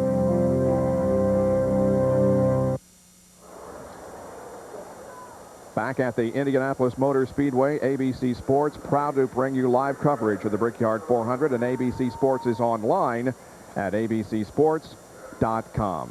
We have seen Bobby Labonte drive to victory here this afternoon, giving Pontiac its first win here at the Brickyard, and the 6th win for Pontiac in 2000, and there's the ceremonial kissing of the bricks by the Interstate Batteries team. Let's visit with the second place finisher. Here's Bill. Rusty Wallace is able to smile. You just got a handshake from Roger Penske. You thought this was going to be your day at Indy. What happened at the end? Well, I was just a little too tight. When the clouds came over, we made an adjustment that last pit stop to take the push out of it. And to tell you the truth, I was just too tight going into turn 3 and exiting turn 3. And that's where Bobby got me. And I knew if he was going to get me anywhere, that was going to be the spot, because I was weak there all day long. But I was super strong getting off of turn 4 and super strong down the straightaways and into turn 1. But, you know, second's pretty good, but you know, when you get that close, it's pretty hard to smile, isn't it? So I almost won this thing back in 94, 95 and got a second out of it. And today, I can't hold my head too low to lead it to halfway, to lead the most laps, and come home second was a pretty good run for Team Penske, and I was real proud of everybody. Pit stops were phenomenal, and the horsepower, what can I say? It was a lot of fun. Great run. We'll see you at Watkins Glen. I'll be there. That is Rusty Wallace. Meanwhile, the winner, Bobby Labonte, is taking the ceremonial lap around the racetrack, saluting the fans. Well, as far as the point standings are concerned, everybody in the top 8 of the NASCAR Winston Cup Series stayed the same. The only change came at the bottom of the listings. Ricky Rudd moved up a position to 9th, and Mark Martin down 1 to 10th position. Jarrett is now 87 points behind Bobby.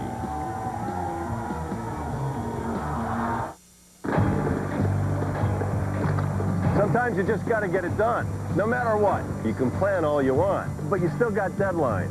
Sometimes you need extra equipment. I'll tell you who saved my neck a time or two. Nation's Rent. They got what I want. They get it to me when I need it. It's newer, and it works. I can count on these guys. Nation's Rent carries Grove, aerial work platforms, and industrial cranes. They get it done for me. Nation's Rent. 1-800-NO-SWEAT. Aloha, sports fans. You're looking live in the Garage Invitational as Stoney steps to the green. Oh, it's a nice swing there, Alice. Yeah, does your husband play? Consolation prize. Thank you so much. I'm going to shoot lefty, guys, but you can't hit right. Oh, this will be funny. Come on, Mrs. Groundskeeper's going to be coming home soon. We got to get out of here. All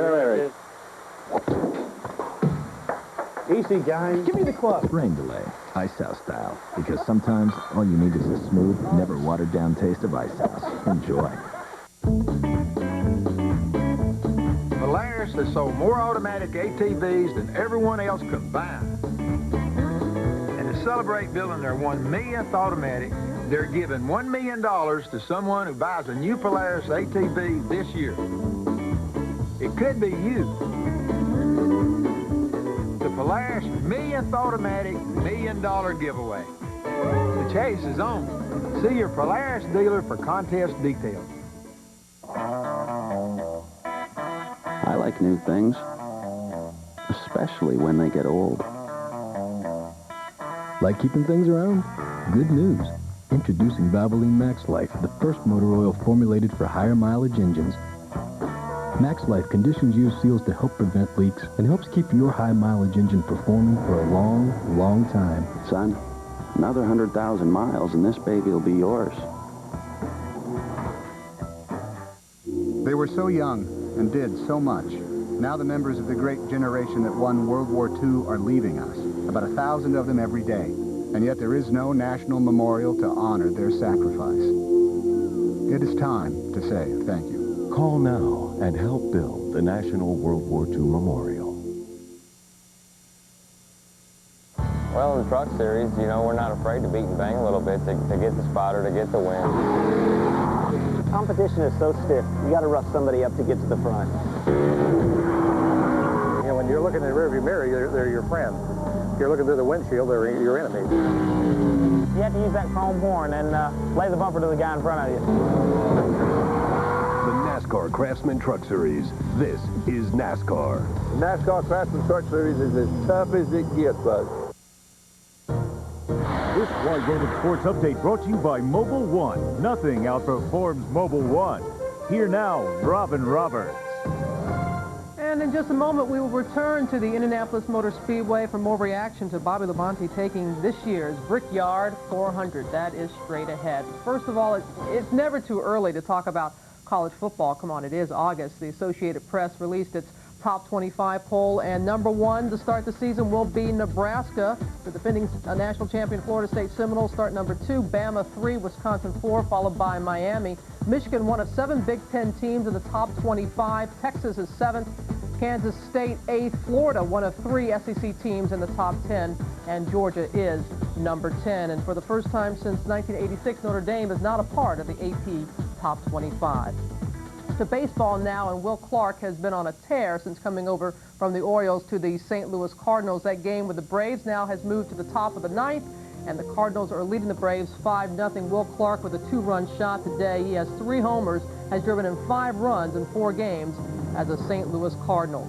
Welcome back, Mr. Everett. Carl Everett returns from a 10-game suspension for the Red Sox. Got into a little shouting match with Jimmy Williams before the game. Top of the 9th right now, Boston is leading KC, or trailing KC 7-4. That is our Wide World of Sports mobile update. More later. Back to the Brickyard 400 right after this. Stay with us. NASCAR Passing by Team Monte Carlo.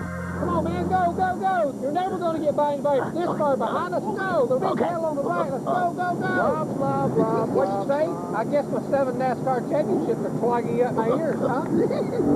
Now, here, there's 2 ways to do this. There's my way and the wrong way. Want to be like the Earnhardts? Drive the all-new Chevy Monte Carlo. The cars more champions depend on. Chevy, we'll be there. Go where you wanna go. Many driving problems have been answered by Goodyear innovation. AquaTread wet traction, high-performance Eagles, all-terrain Wranglers, and Aqua Steel Run Flat. That's serious technology. Freedom from worry. What's on the horizon? More new solutions for your peace of mind. Serious freedom. Good year, good year. Hey, Jeff. Now listen, I got it right here, buddy. It's icy cold and tasting great. Now come on, Jeff, you tell me, is there anybody in this world who deserves this here Pepsi more than you? Hi, Jeff. See you later, Jeff. Now that's what I call motivation. I don't know where she came from. Don't worry, Jeff. There's always Daytona. Heat is holding position when your tires are ready to blow. Heat is making it through a 12-car pileup from 13th place.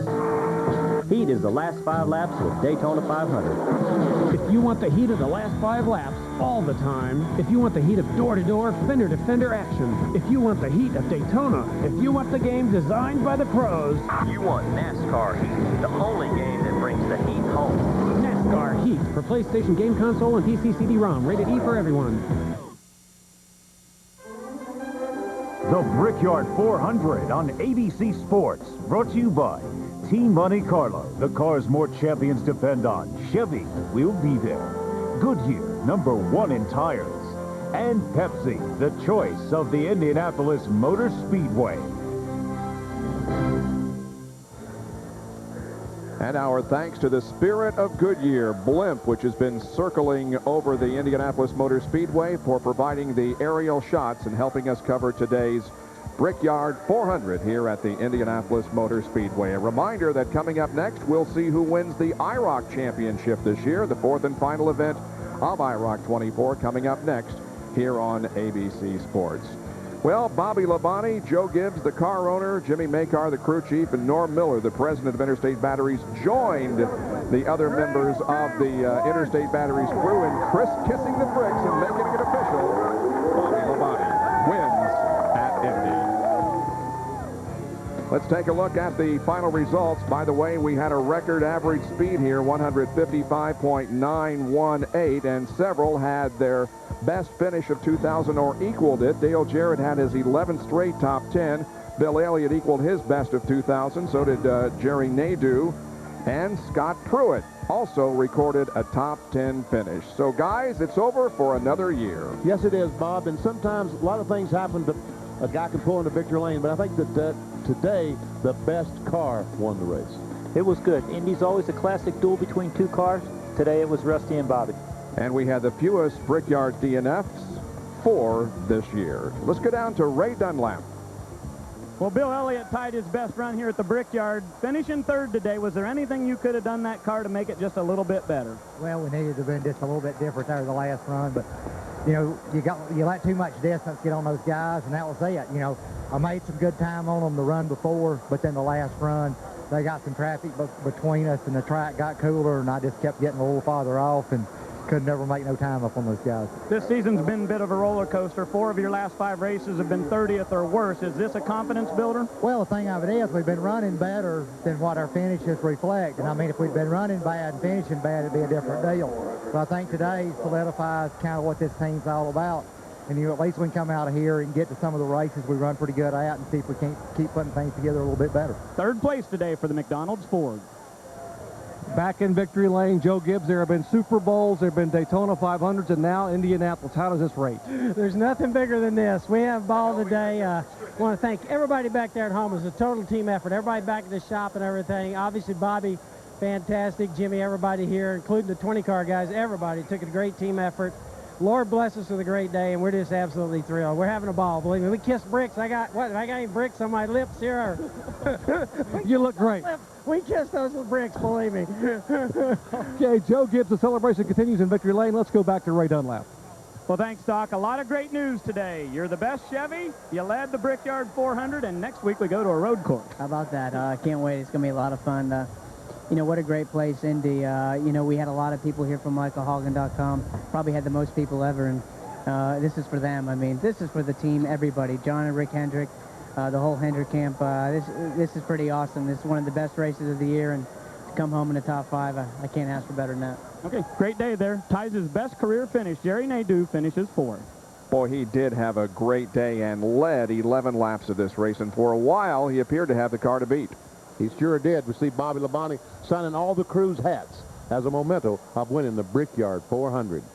So all the emotion that we talked about before this race began, how many drivers, especially when you get to this time of the year, they have more of the championship in mind. If they are in a good position, they just stay there and get the points.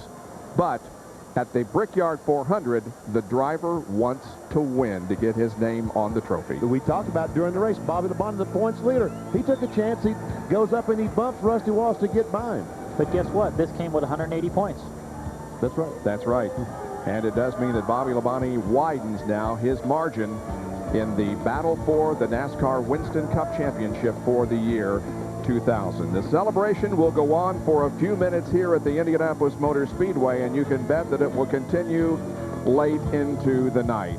Bobby Labonte with just an outstanding effort in winning here today. This telecast of the Brickyard 400 will be the final NASCAR Winston Cup telecast for a while here on ABC Sports, which has enjoyed bringing you dozens of races over the years and all 7 stock car races here at Indianapolis. We don't want to think of it as a final goodbye, but rather an until we meet again. The best TV is on ABC. Spanning the globe to bring you the constant variety of sport. I'm Bill Fleming, welcoming you to the Darlington Raceway. I'd like to make you aware, to impress on you, what a big sport stock car racing has become in this country. This isn't Monte Carlo, but it seems almost like it could be. And I'm Chrissy Conamaki at the start-finish line. Hello, I'm Keith Jackson. Thank you, guys. Hi, everyone. I'm Bob Jenkins. There are places I remember all my life, though some have changed, some forever, not for better, and some have gone, and some remain. All these places have their moments in my life. I love them all. And we've got trouble on turn number 4. Car number 30 is upside down. That's Walter Mallard's car. And we've got a wreck. Look at that. Wow. What a crash, Steve. I don't think I've ever seen one this bad. Jeff Gordon, winner of the inaugural Brickyard 400. Our car is going now 85 miles an hour, and the field is pulling away from us as the green flag is now being waved on the race. They come toward the line. Who will it be? It is going to be... Oh, no. Steve Griffin. That horrible crash. Though I know I'll never ever lose affection for people and things that went before. I know I often stop and think of them, but in my life, I love you more. Oh! They did hit. Teddy smashes into the wall. Will he come across the start-finish line? No, he did not make it. He is less than 100 yards from it. Here comes Pearson. Pearson is going to try to make it across the finish line. Teddy has his car going. Pearson's going to win it. Oh, back to the triangle. He wins the race.